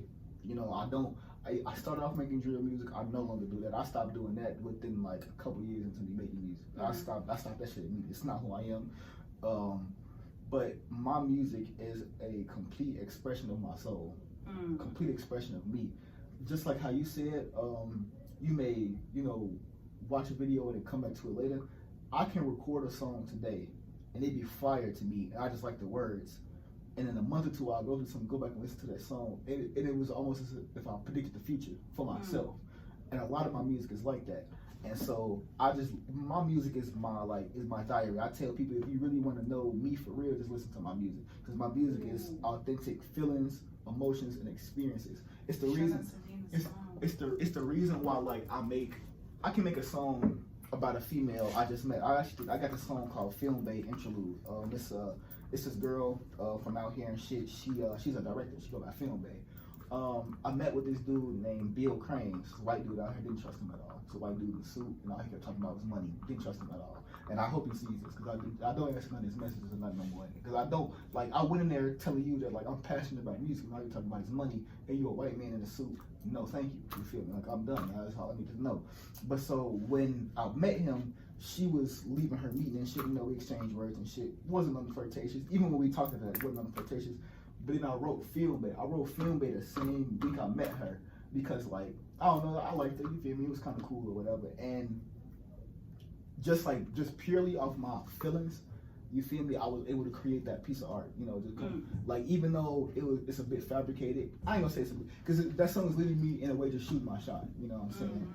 But like, I am so keen to do that when it comes to, because like, music bring that shit out of me. Like, I can listen to a beat, like, I don't, like, some people write their lyrics before they find a beat or something. Like, I listen to a beat, and the beat just tell me what to say. And that's why I feel like a lot of my songs come out to some shit that I don't even know at that time until later. Because literally, like, I hit a beat, and I start writing, I record it, you feel me, and it just is what it is. I don't think too much about it, you know what I'm saying? Like, it just comes, you feel me? So like, my music is legit just like the expression of my soul, for sure. Like, it's an extension for me on God. That's why I tell everybody, like, if you want to know me, just go listen to it. You can go pick anyone. I would suggest, like, either my album Exposed Soul or Sad Boy Vibes. But like, yeah, shit, you can listen to any of them. It's gonna always, like, every one of my songs got a meaning to me personally. You feel me? Like, and like, me as a person that loves music, I feel like for one, I'm a person that love albums. Like, I don't like listen to a person's song.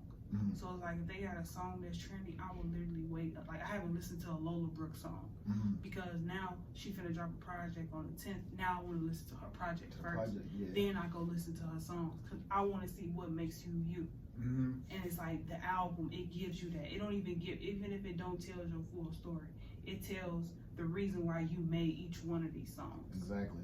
And it's like, now me as a listener, I can go watch your interviews and I can personally relate to you. Yeah. Because if I related to you, that's how it was with Rhapsody. Man, when I heard Eve, that album Eve, that touched my heart in ways I can't explain. I went and binge watched all her interviews, and I went and followed her. Like, now I be all up under her damn posts on Instagram because she needs to drop another album for me right now. Like, it's one of those. Oh, hell yeah. But it's like, I like when I connect with an artist like that, because like, being in this media industry, like, even having a conversation with you, like, after we had this conversation, I'm gonna listen to your music. And it's like, now I'll be able to see you from a different light. Like, being in the media industry, you literally gonna be able to meet the same people that you listen to. How about you get to know them for real? Yeah. And it's like, you can't really get to know them off of a 4-minute song. Oh, yeah, exactly. You gotta listen to a 40-minute project. You gotta the whole thing. That hour. You gotta spend that hour with them. See what grinds their gears. And it's like, that's what I like, especially Lauryn Hill. Like, I went through that Lauryn Hill phase. That one got me. She cold. She's something different. She cold. Like, and it's like, she like, seeing how, and I say her specifically because you have the Miseducation of Lauryn Hill. Then you have her MTV Unplugged album. A lot of people don't talk about her MTV Unplugged album, but what it is it's that period after that miseducation. So it's basically like the re-education of Lauryn Hill, but that's not what she titled it. So it's like, you get to see her coming to herself as a person, as an artist, see why she think the way she do, why she was operating the way she was operating. And you see, like, she said she's been miseducated, but this is how she overcame this situation. This is how you can do it as well. You may relate to this song more than you did on her past album, because this is what she learned after she made that song.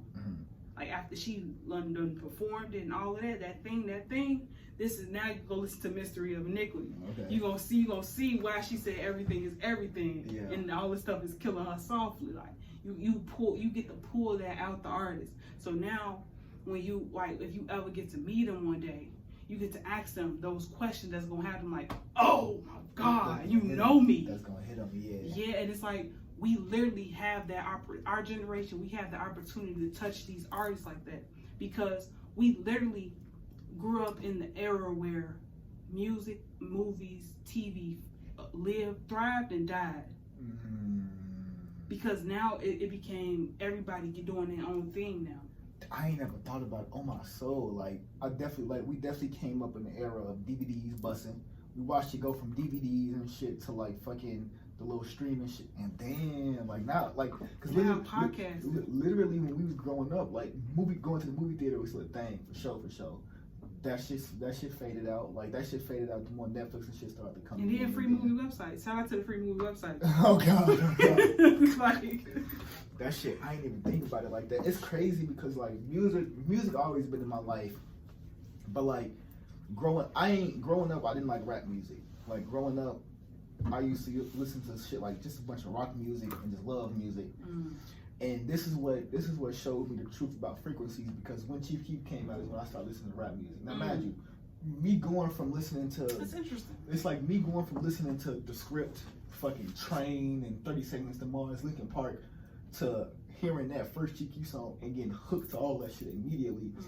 Like I think back on it now, like bro, that shit changed us in a bad way, in a good and bad way. I feel it's a two-sided coin, because I say it's a two-sided coin because I feel like we wouldn't have such an I don't give a fuck attitude if it wasn't for that music. We wouldn't realize how quote-unquote savage it really is if we didn't listen to that, because like, nigga, that shit made these people scared of us. That awakened us. On my soul. That, cause it awakened our warrior spirit. The warrior, and that's what, I swear, if these niggas in the hood was to realize that like, a lot of y'all out here who like to do this slang, like y'all are the warriors of us. Man. Like y'all, if y'all was to direct his energy towards the right people, quote unquote, the police. I ain't gonna lie, I am a big believer in going toe to toe with the police. I don't. Listen here. My goal, and I'm gonna say this on camera for shit sure. My goal is to like gather people so that we can have an army in the streets. Like we literally own the streets. We just have to build up the army. We have to educate the army. It's just like the art of war.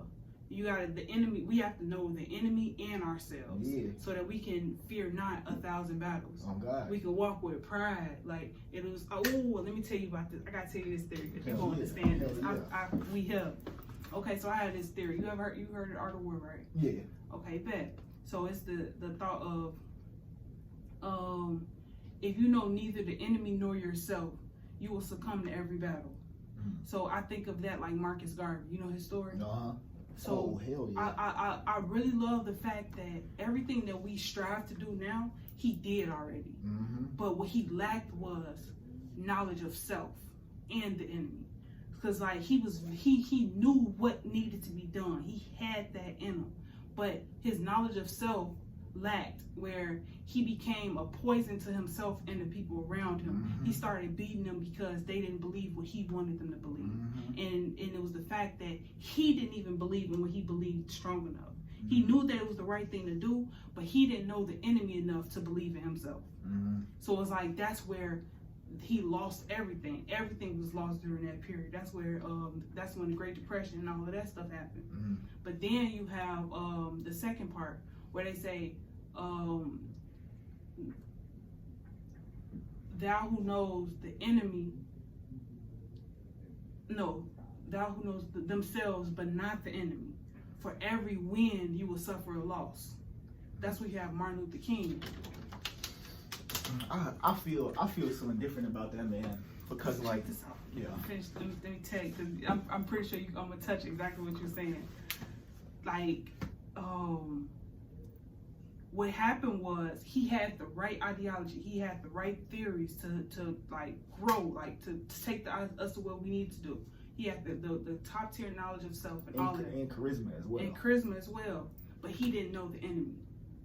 He didn't know who he was going against, so they used that against him. They were able to manipulate him in ways he didn't catch until it was too late. On my soul. He didn't even realize they was using that nigga as a pawn until it was too late. Exactly. The moment he realized, like, I'm a pawn for y'all, They got him gone. They got him gone. That's why they got Malcolm X gone. Exactly. Because Malcolm X knew from the beginning, like, blood, like, nigga, we don't need to be trying to integrate with these people. We just need our own shit. Our own shit, our own shit. Just that simple. That's literally, that's it. Now you have this, we have the third part of the Art of War quote. Mm-hmm.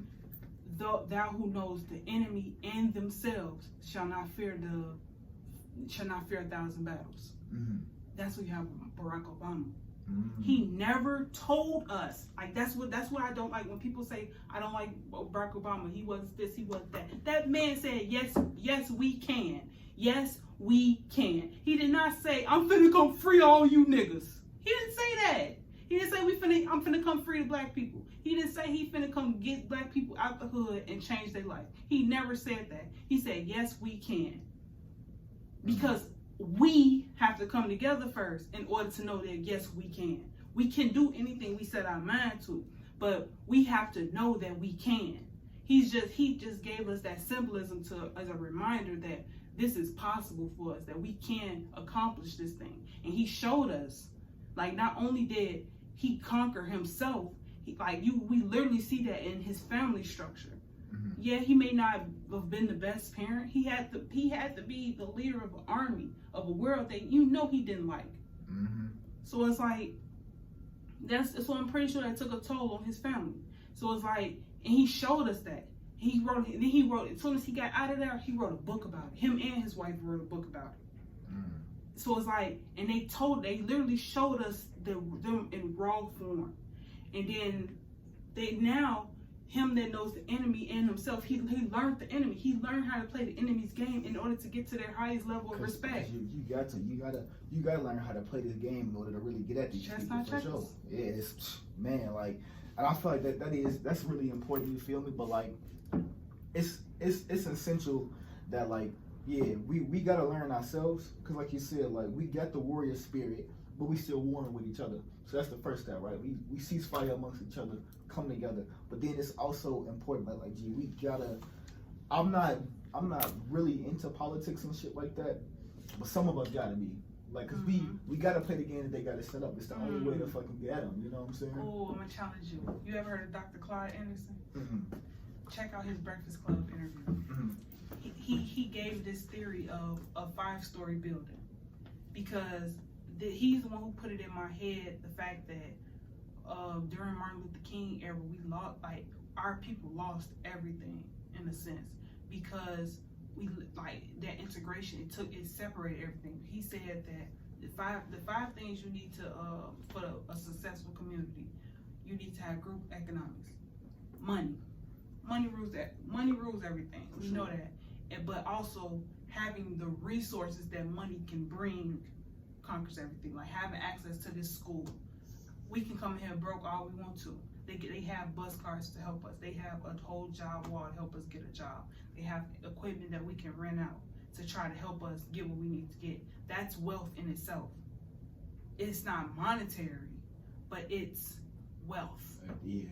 It's resource. It's the resource that wealth can bring. Mm-hmm. And I mean, it's the resource that can bring wealth. Yeah. But then you have the second tier. You have politics. In order to, okay, so now you have money. Now you need to battle politicians, because once you battle politicians, they can go in the rooms that you can't get in. Mm. So then now you'll be able to invest in the courts. That's where you have your army. That's when you start getting those lawyers, and you start getting those people, how they had those people trapped in the prisons. You pull that knowledge out of people. Mm-hmm. And during that court, that third tier, you making people knowledgeable legally of what their options is. Yeah. But then you have media. The thing is, with the media, you control what people see, think, hear. You control their sense of awareness. Mm-hmm. But this whole, however long this video is, whoever watched this video straight through, we literally controlled their mind throughout this whole video. Mm-hmm. And like them watching this video is going to change their whole life after this video. Mm-hmm. We have that power. We have that sense of control over people. That's what an influencer is. Yeah, on myself. And it's like, we have the power to influence. So it's like we have to use that properly. We can't abuse it. Because like what I forgot what his name is, but he said we all here to be used. We not here to be misused. So it's like building that principle. Then at the top tier of that is education. Everything runs through education. Like everything that you did with the top four, with the bottom four, is what you fuel education with. Because the seeds that you plant in the kids is what your legacy become tomorrow. And it's like honing in on that, using that whole structure to fuel the fuel the community like this. So now you got dollars circulating. You got the black dollar circulating a little bit more in our community. We have this sense of pride, like, and that puts me back to this 19 Keys interview we did. They're building, it's this thing called Oasis Chicago, and it's some people that's getting together to teach people that, because he said that we haven't had a sense of that much power in a long time, but we have to get in mode.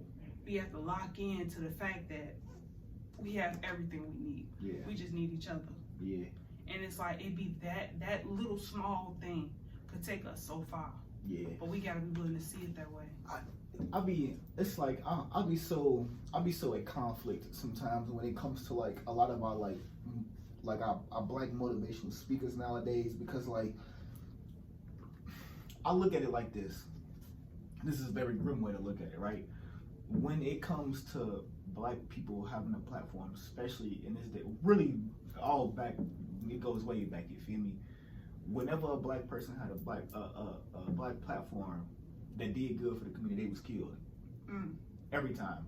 So I take that into consideration today, which sounds really crazy, but like I look at people who are able to maintain their platform for so long, and it makes me question, is what you're doing really for us? And I know that's a really grim way to think about it, because I think about like, why haven't something almost happened to you yet? Like, why haven't you went through something yet? Because I know the way that these people play. These people play this type of game they play. You feel me, nigga? If you speaking too much truth, look what happened to XX. You feel me? If you are speaking so much shit that is something that that they feel threatened by, they will do something to you. But you also got to think about it. Like they don't have to physically come kill you anymore. What they do is they play with your algorithm. They make sure that your post doesn't get to the people that it need to get to. You have to work 10 times as harder to get to where someone who's showing their ass, like, think about it. Oh, this is why I love Rhapsody so much now. I still fucks with Nicki Minaj, but this is why I love Rhapsody so much. Rhapsody and Nicki Minaj started around the same year. Same decade. Rhapsody fell underground. No, like people who knew her listened to her. But Nicki Minaj took the fuck off. But they rapping the same exact message. But with Rhapsody was so lyrical and she was so conscious in her approach that her fan base went like this around the path. But Nicki went like this through the shit. But it's like that's what it literally does. You have people that literally go like this, and they break the whole wall. Like I don't know how to explain it. Like it goes back to the chess and checkers metaphor. Like the people who have that slow grind, and they I said this yesterday. That slow grounded grind, they tend to thrive longer. And I got a point with me saying it like this. They thrive longer if they have a grounded slow grind. And the people who have a distracted fast grind, they lose their shit faster. And that goes to chess and checkers. Like I strongly believe that us as a people, we all reaching this certain level of consciousness so that we can heal collectively. And like just going back to your point of saying, like, once you hit this, like us having this conversation, some people may look at it like we're saying too much. We're gonna get killed, but it's like this is God ordained. We ain't here for no reason. We're literally protected. And it's like God's showing us that more now than ever since the quarantine happened. People have been open to having these real thought-provoking conversations. Yeah. Because God is literally forcing that out of us to the point where it's making that world bigger and making that toxic world smaller. Yeah. Because like, think about it. Before, you would think that it will be a lot of sexy red Sukianas, Ice Spices, and all of that. But it's and mulattoes. It's only 5 of them. Yeah, for real, for real. But their influence is massive to where it seemed like it's more of them. It's only 5 of them. It's only one Blueface. There's literally no one that really acts like Blueface. No other man. And shit like that. Yeah. Like that small toxic is that world of toxicity is getting smaller. But it's the fact that our attention is fueling it. It's making it bigger than what it is. So it's like if we direct our attention towards the things that really truly in our heart matters to us, then that will begin to grow like it's supposed to. And I feel like that's what be making that shit real, is when the masses get their attention to it. You feel me? It's like when they put that energy into it, when they feed into it, you feel me? Because I mean, shit, hell, if everybody was just to ignore that shit, it wouldn't be a thing. You feel me? Like, literally. If everybody didn't give a fuck about what Blueface was doing, didn't care for all that sexy shit, it wouldn't be a thing. You feel me? Did you see how fast Jada Pinkett Smith came and left the internet? Yeah. Cause like when they realized that we wasn't finna troll her for real, she got off. Like they stopped pushing that propaganda.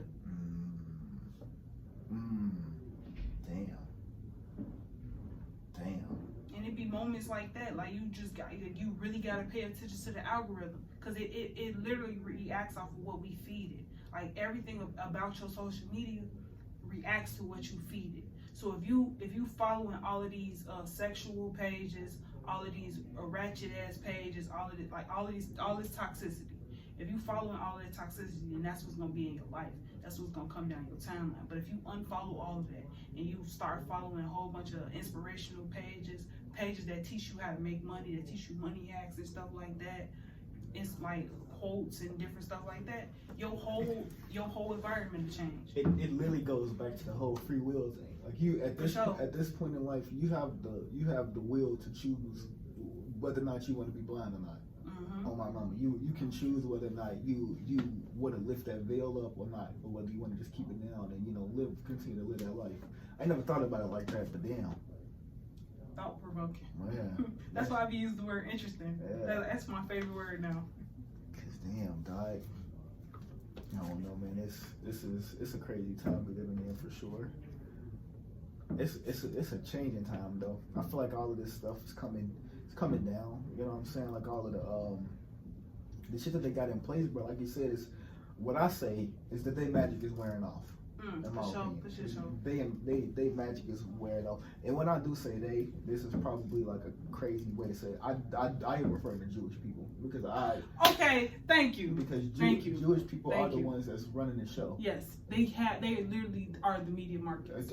They everything. Literally. They've been running everything for. And it's like I heard someone say this recently. You would think that a group of people who had to go through genocide would be more sensitive and empathetic towards that same thing. Like, this is really crazy because I talk about this with my homies sometimes, and they white, so they don't really be sound like I should say this. But if you look at history, period, everywhere that these Jewish people went, at some because they migrated around. Okay, in my opinion, the original Jewish people is Rome, which is why they go by the Roman Catholic shit, which is why the Pope is the leader of them. You feel me? Because and everybody knows that Rome went around and conquered the whole world. Now, because in Rome is the one who started all the government and taxes and all of this shit. Even in the Bible, I forgot which one of them. One of them niggas was a fucking tax auditor and shit like that. You feel me? Like, so Rome is the one that started all that shit. And I heard the story of that, like, when those people tricked the Moorish people into teaching them all that shit, and you feel me? And it's the reason they call themselves Jewish. They can't call themselves Jews, and they find it offensive because they are not Jews. They are not the original people of that teaching. That's why they are Jewish. But if you look at it, if you look at through history, everywhere they migrated to, at some point, the original people of that land felt it necessary to start killing them off. And that makes you think, what the fuck was y'all doing? Like, what was y'all doing? Even with Hitler, And that is very controversial, because once I looked into what Hitler was really talking about, when that nigga was talking about the Aryan race and all that shit, he wasn't talking about blonde hair, blue eyes. That's what they told us. But the Aryan race and even a swastika is a Hindu sign, or I forgot, they pronounce like Hindu or some shit like that. But that is kind of like how we got our spirituality. That was one of them real ancient spiritual practices that, you know, when they believed in all the chakras and keeping it. That's why he used to talk about keeping the energy pure. Is because, nigga, you see what happened to us when we mixed with these people, nigga. Our identity, our mind, our magic, our energy shifted, changed when these people came into the picture. So now, I'm not saying that, you know, a genocide is the way to do it, but it makes you question, why did everywhere y'all go this happen to y'all? Everywhere y'all went, and this is throughout history, since y'all began to move, nigga, everywhere y'all went, them people tried to get rid of y'all. What are y'all doing? What are y'all doing? Like, it goes back to that conversation that a lot of people gotta have when they hopping through relationships. Mm-hmm. At some point, you realize you're the common denominator in all the bullshit. My point, like the first relationship, all right. Whoa, okay, you know, what happened? Dude might tweet on you. Second relationship, you like, But at third, fourth time, nigga, I'm looking at you, bro. What are you doing? Mm-hmm. What are you doing? It cannot be everybody. Like, ain't no way you keep repeating the same cycle. Literally, and that's what made me look into like the whole Hitler, you know, shit. And in the first place, it was because, for one, I know how America get down, right? I know that they gonna portray one image to us. They gonna portray this one thing, and for them to have taught us that so adamantly, it made me think, why y'all teaching us this, and why y'all teaching us this way? So I took it upon myself, and then when I found out that a lot of the shit that man was talking about was like energy and keeping energy pure. It's not even about the fucking skin color and the hair color and me keeping, bro. It's about keeping that energy pure, and I understand that. It's the reason why I feel like black people should not be with nobody other than black people, because we need to keep that energy pure. We need to stay connected with our ancestors. We need to stay connected with that spirit. We have to, bro. That's how we thrive as a people. You feel me? Especially when you come from such a spiritual background like that. But that is how you keep your energy pure. You feel me? That's what you're supposed to do. It's not nothing bad for that. I guess you would call him like the prime minister or whatever of like that Hindu religion at the time, commended him for what he did. Like he respected what he did, because that's like the true origins of the people. That's how they moved. Like, you feel me? Like, this is what they did. They always believed in keeping the energy pure. So when Hitler went about doing it, even the quote unquote prime minister at the time of their religion, like for him to have like been willing to commend the nigga for killing it, like, bro, what was y'all doing? Also, I'm reading that book, Hebrews to Negro, the same book that fucking got Kyrie Irving banned for retweeting. Nigga, it's a quote in there from Benjamin Franklin about the dangers of Jewish people coming to America. You feel me? From Benjamin Franklin about these people. You feel me? About how they are like a fucking plague when they come here. Because that's what they do, nigga. They come here and start them taxes and bro, they've been doing this shit throughout history the whole time. That is my conclusion. You feel me? Like, they've been doing this shit. They are the ones who started taxes in the government, and they went around and spread that shit. And when they went around and spread that shit, which would explain why everywhere they went, nigga, they got into it.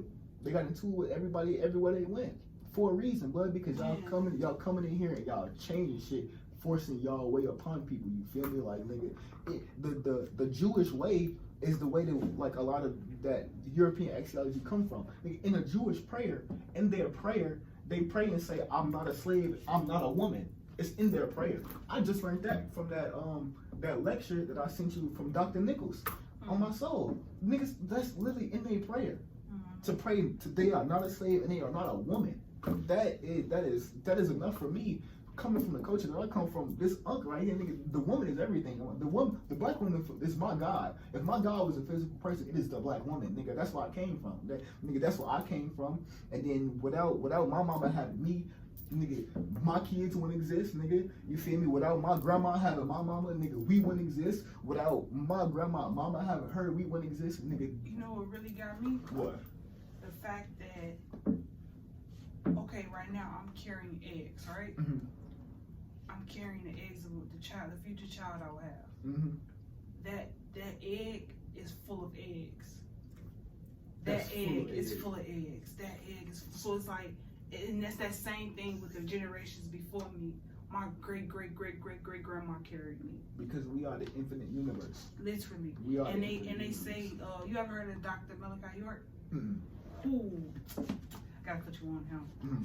But that whole little community. He has this book where he said that basically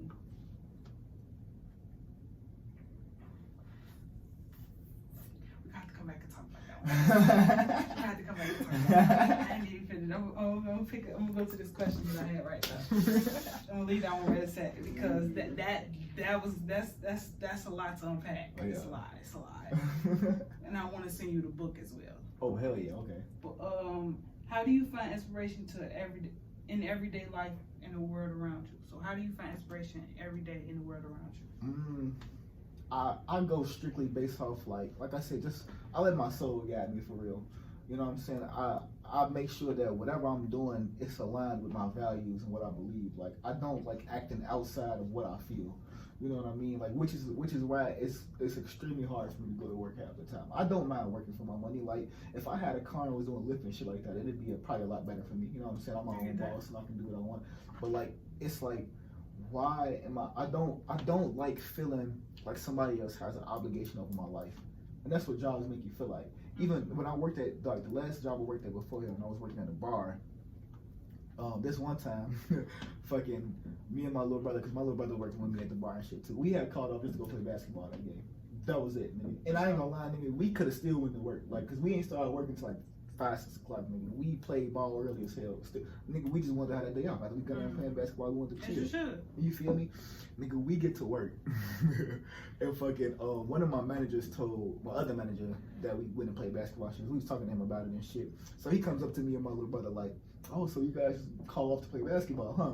Me and my little brother look at each other, we laugh. He's like, yeah, that's what we went and play basketball. And then we got to talking to him about it like, dude, you should have seen it. It was rude. He was so mad. But it's like, at that point I had to realize, I'm like, blood, like, I am not obligated to be here, okay? Like, I am here to get money for myself. So if I call off, the only person it affects is me and my pockets.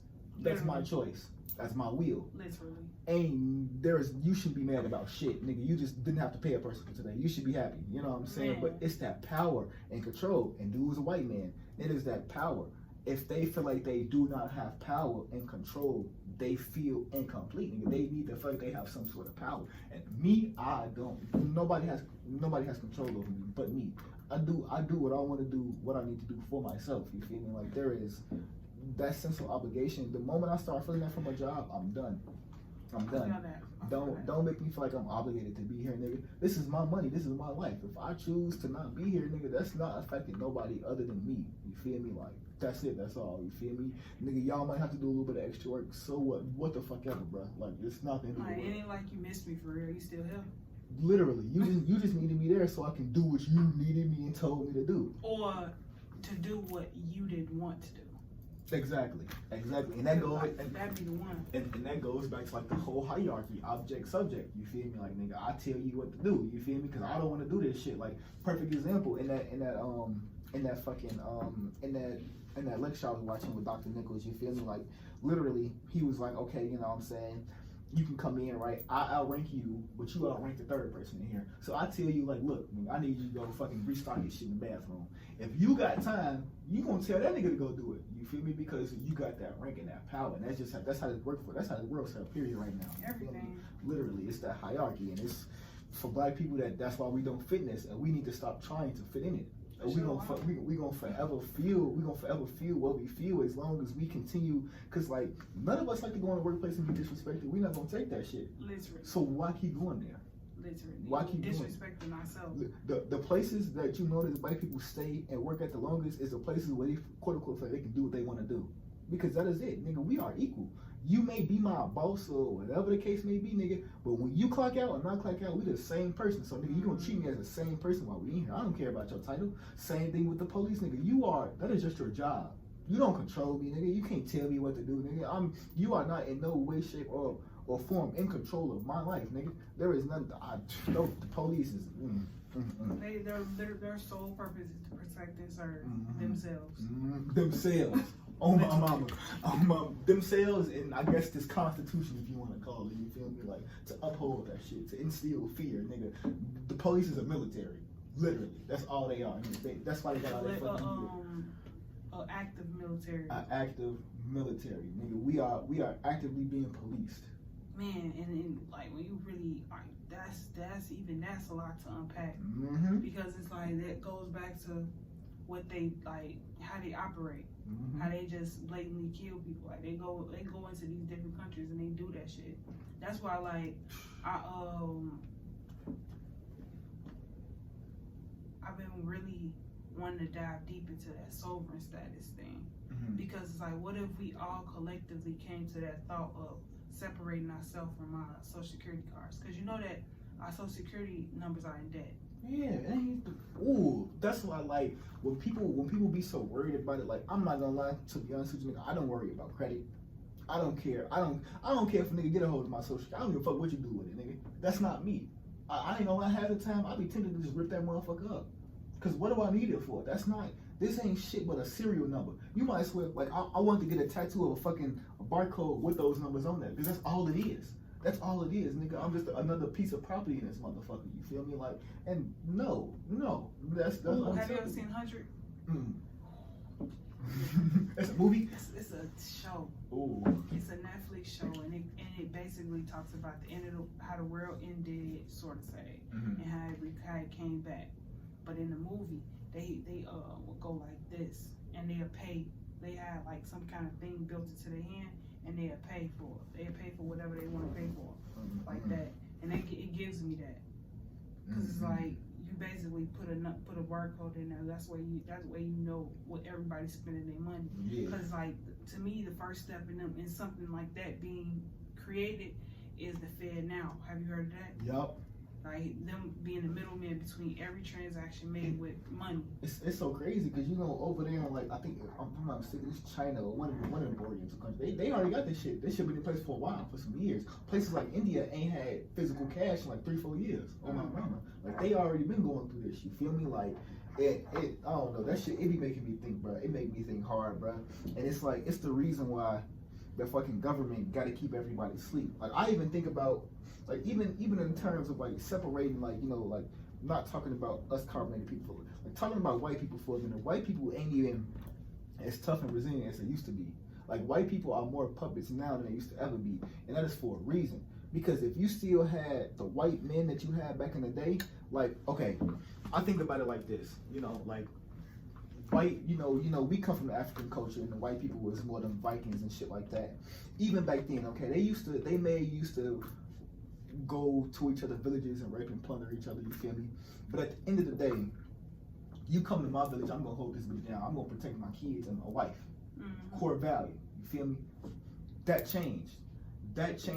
I feel like around the time when this racism shit came into play is when a lot of that shit changed, and it made white people softer for the purposes of being able to conform them into the government. You feel me? And for the instances of to fucking form them in the government and uphold that shit. Because, like, nigga, if they was still the way that they used to be, oh my soul, if white men was still the way that they used to be, even look at Donald Trump. Donald Trump is a prime example. Nigga, the way he had them people storm that fucking Capitol, bro, that it was a flex. That showed him, and that is why the government want to keep white men and white people in the position they got them in.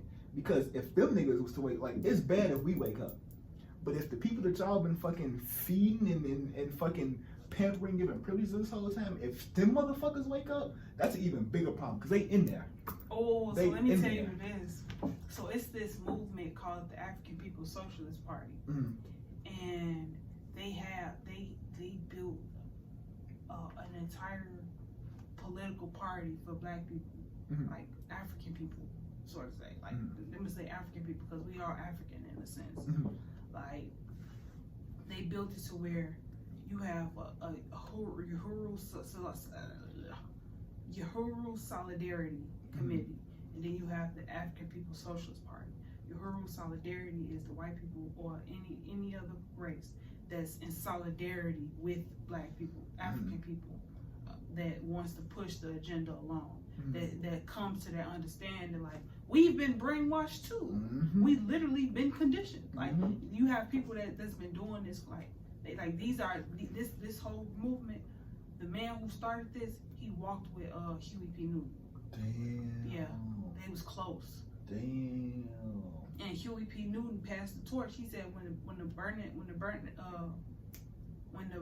Panther newspaper, when they lost the Black Panther newspaper, they still had the Burning Spear newspaper. And even Erykah Badu hip to the Burning Spear newspaper. All of these people that conscious, like real conscious people, they really hip to this movement, because it's like, it's a real live movement. It's a man that's been doing this for like since 1972. And he been really pushing this agenda along. And it's like, you have people that's actually working on that. That's actually willing to put that work in the field. And it's like how I said, how my cousin said, like, we just need each other. And that goes back to what you said, like, they wake up and they start joining, because like everything that's been prospering that movement is from the Uhuru solidarity. Like, yeah, it's a whole bunch of African people that's coming, that's waking up and being like, hey, yo, y'all doing something good. Let me get in on that. But they want to get in on that. It ain't necessarily mean that they're digging. They want to get in on the benefits. But it's like, I feel like as a people, we have to be properly educated. Like, before we can even think of what reparations look like, we have to be educated on what we suffering from.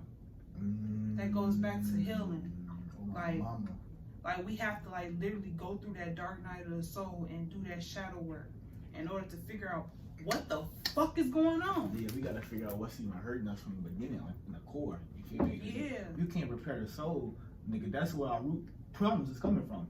Like, once we heal that part, like, a lot of this shit would come easy for us to fix. I ain't gonna say like easy in that sense, but like, bro, like the hardest part is undoing the psychological damage and the fucking damage that it did to us generational. And you feel me, within ourselves, blood. Like, again, we gotta purify energy again, essentially. Like, in my words of Hitler, which sounds fucking crazy, we have to purify energy again. We do. We have to cleanse ourselves, but our energy is very misconstrued. You feel me? Like, it's not what it used to be.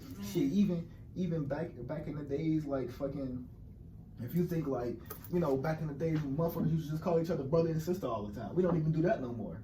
You have like these social media platforms that twist the words and try to make people think things differently.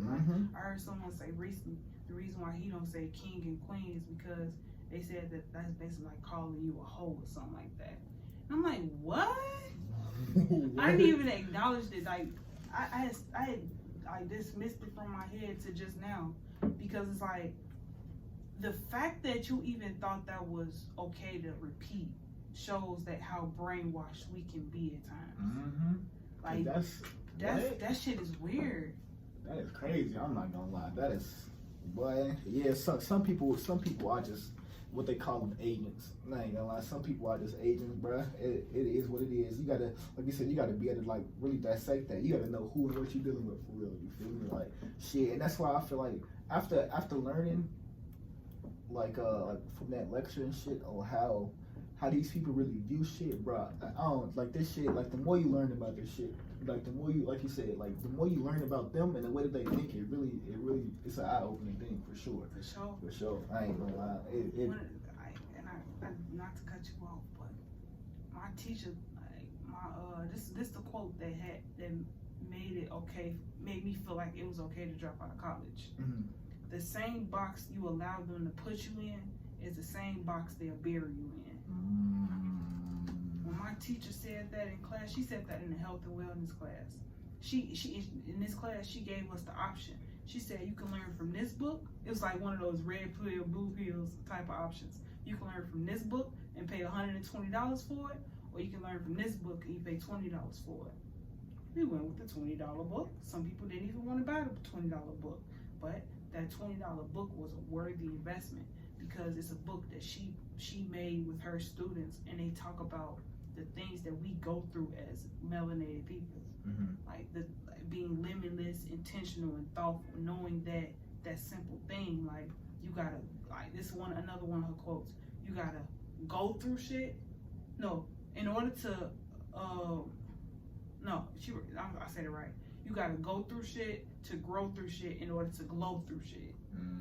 And it's like, and it's the stage. It's like you cannot disrupt the stage. It's like you may even try to go through shit to try to glow through it, but it's like you gonna miss that growth stage, and that shit gonna you gonna fall. Yeah. And it's like, I feel like the world that we living in, they went through that go through stage and that glow through stage. They didn't grow through shit. Yeah, on my soul. So it's like now everything about America went like this. That's why they trying to introduce all of these different things. And it's like now in the midst of chaos is where opportunity comes. Because it's like now you have all of these people, like this goes to socialism. It's the whole purpose of socialism. It's the opposite of capitalism. Because you have a whole bunch of people that see opportunity. They see how to capitalize on the opportunity. So now that's where you're going to have allies being made in unfamiliar territory. So it's like, that's where you have Palestinians coming. They rising up. They like, hey, yo, look, this ain't finna happen. Russia is that same way. Who's to say that America didn't start both of those wars? And so now I'll be looking at that, but every I ain't gonna lie, I'm to the point where everything that I hear from the American media, I question everything, because I don't believe y'all, nigga. Y'all try to paint yourself as these like innocent people. Y'all are not. Y'all are far from it. Y'all are far from it. I ain't gonna lie, I seen that little Palestine shit. I seen a video of like the people in Israel, right? And fucking, you know, Israel looks fucking peaceful compared to what's that place, Gaza? Israel looks peaceful as fuck. Them people, I swear to God, they had like the little alarms going off and shit as if they was about to get bombed or whatever. And these motherfuckers smiling, like laying on the ground, smiling, recording themselves and shit. You feel me?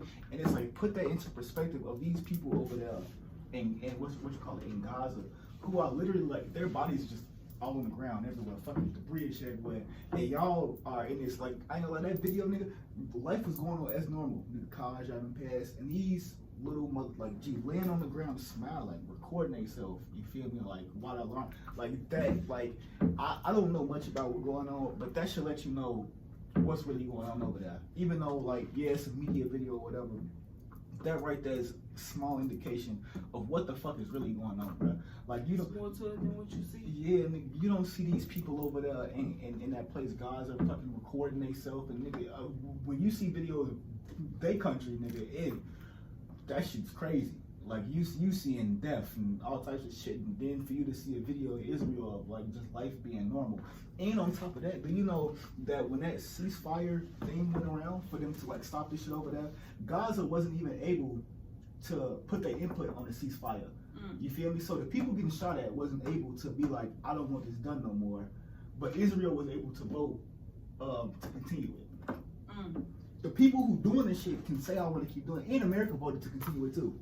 And that shows exactly the role that they play in the situation. Because it's like, even with the Ukraine and Russia situation, because I know that one more because I really dove deep into that one. But it's like, they was fighting over territory.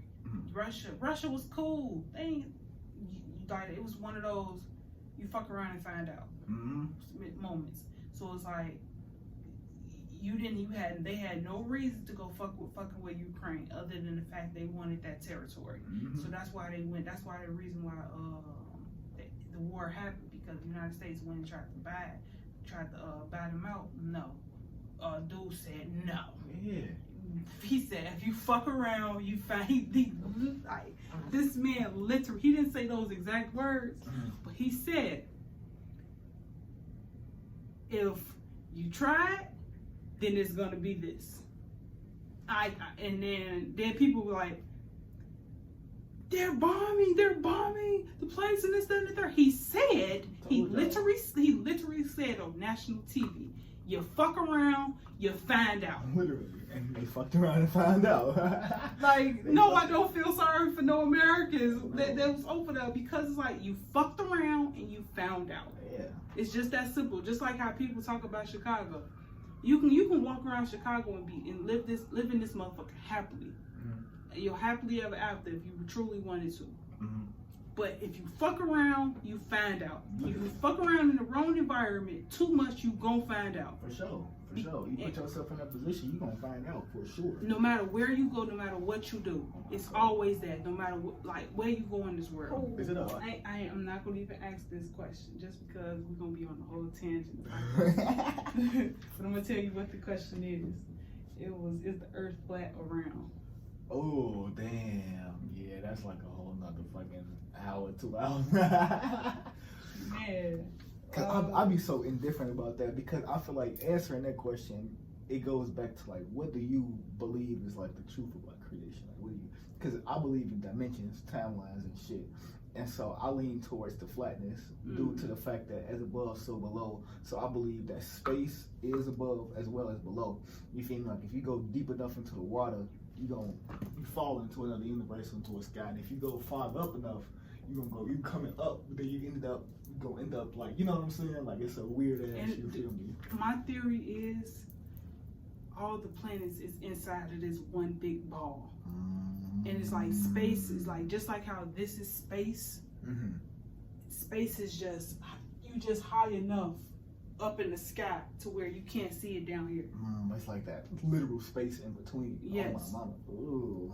But that just summed the conversation up real quick. I ain't gonna lie, because everybody else I'm having to like really dig that conversation out. Yeah, But, okay, last question. If you could, if you could be any animal, land or sea, which would you be and why? That's my favorite question. I ain't gonna lie. I feel like this is very, very biased due to my zodiac sign, but I'll probably be a lion. Leo. Yeah. I'm not gonna lie, for one, I am a cat person. I do have to get home to my child. I have a kid now. But fucking, bruh, I don't know. Like, I feel like the lion is a prime example of almost black people in a way. You feel me? You got the lion, dude with the big mane. He the pride and shit like that. But like, the women really run it. You feel me? Like, you know what I'm saying? Like, we may go out and hunt and shit like that, but like, our main priority is a woman, and we just, into the world, the black man is this big vicious nigga, you feel me? But then to the black woman, it's like we soft.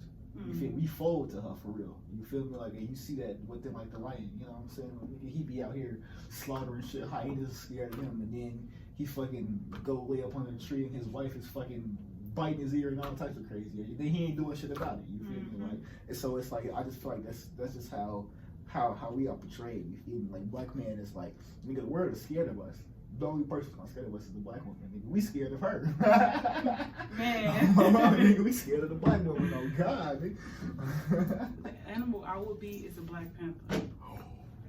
Why? Because for one, they're black. I love wearing black. Like, it's like it's just my thing. I even got on black now. But the thing is, that was what I've seen is they literally study their prey. They will literally sit back in the bushes, study their prey through and through, like follow them and be just following them and doing everything that they do and follow, like literally, like I say follow them because I watched them literally follow this deer to the point where they reached this one spot and then they just took off.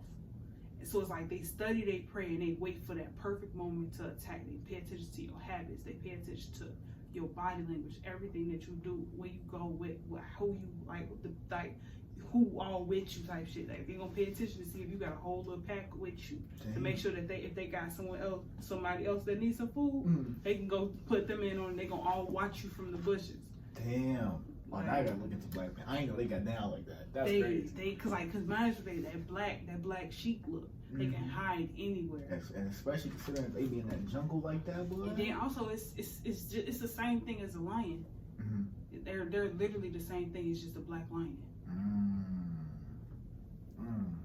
Black Panthers look so damn cool too. They look so cool. I want to get that on my foot. Fucking big cats intrigue me so much. I think I'm a cat person, but like big cats intrigue, because at the end of the day, they still just a cat, bro.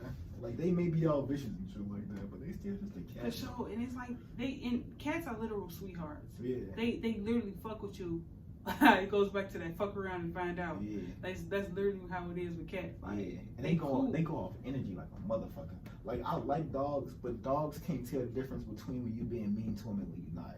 You feel me? Like you can literally with a smile on your face talk shit to a dog and they be happy wagging their tail, lick you and all this shit. You feel me? But like nigga, a cat can feel that, bro. Like a cat gonna side eye you. Mm-hmm. Ooh, I swear to God, they will. You calling a motherfucker bitch. And they will get petty, bro. I think the thing that frustrates me most about the cats is I know that they hear me. And they will choose to ignore you. Because there's times that you can call them and they come right to you. And there's times that you can call them, nigga, and they will look at you and just keep doing it. I'm like, you motherfucker, I know you hear me, bro. I know you hear me, bro. My kitten, she does it all the time, bro. Like, she'll have somewhere and go to sleep. I be fucking calling her all through the goddamn house, bro. And then fucking, I finally just sit down and chill and she just come out of nowhere. I'm like, you bastard. I'm in here having a fucking heart attack trying to find you. And you just fucking walk style or wherever the fuck you, because I never know what cats go when they go hide, bro. We finna call it a night tonight. This was, because now it's nighttime. Damn no. But for sure, like, this was a great conversation. Like, I'm glad we took the time out and really had this conversation. Yeah. And I feel like it was liberating for both of us. Yeah, I probably needed this more than I thought I did. I ain't gonna lie, because like last night I was going through it. I called off impulsively last night, and then this morning I was like, I could go to work, but dude already took my shift, so I was like, I don't know, I guess I'm not. But I don't know, like I feel like I just be thinking a lot, you know what I'm saying? I be thinking, and I got people that I feel like I can talk to this about, but they don't bounce it off like this, you know what I'm saying? So I don't often get to express this shit, so I gotta hold it in a lot. You feel me? Like the only other person I talk to like this deeply is like my fucking the girl who do my hair. Ironically, that's why hair is so important to me. You feel me? That's why I don't let nobody else touch my hair, because I'm like, bro, like it's probably been damn near some months. I ain't gonna lie, probably like 6-7 months since I went and got my hair. So a lot has happened, and I refuse to let anybody else do it because when I go back to her, I want to sit there and talk about it while she do my hair. You feel me? You feel me? I ain't gonna lie, you just inspired me to make a episode with my tattoo artist. Yeah. I love the conversations that we have. Like, and I don't typically have those with everybody, but it's like when we had those, like that's the same man who did this tattoo. Oh shit! And it's because they helping you express yourself. You feel me? He did both of these. Oh, that's cool. That's cool. This fucking boondocks. Hear no evil, speak no evil, see no evil. Oh, he was supposed to be Huey P. Newton, right? Okay, I always thought that. That's the vibe he always gave me. Yep, he's definitely supposed to be Huey P. Newton. Like, it was just supposed to be like a reference type shit, just so that people know. Yeah. And that's why they don't want us making our own cartoons, bro. Man, that cartoon was a classic. I still watch that. Have you seen the episode that didn't make the air? No. You gotta look it up on YouTube. I'm actually gonna send it. I'm gonna find it and send it to you. Okay. It's on YouTube. It's when they went into a prison. So like Huey and Riley, they had to do that beyond scared straight thing. Shit was fucking irritating. It was fucking interesting. That's what I'm gonna say. It was fucking interesting. All right. Because like it showed you when you watch it, you can clearly see why they did not want that on TV. But it's on YouTube. You can't fight that. But alright, for sure. We're gonna get up out of here. Yeah. Tell the people where to find you one more time for the one time. You can Google me, King Leaky. I'm on all music platforms, iTunes, Spotify, fucking. If you use Amazon Music, Google Music, I'm on everything. All platforms, King Leaky. Make sure you all go check them out. Yeah. And we are out of here.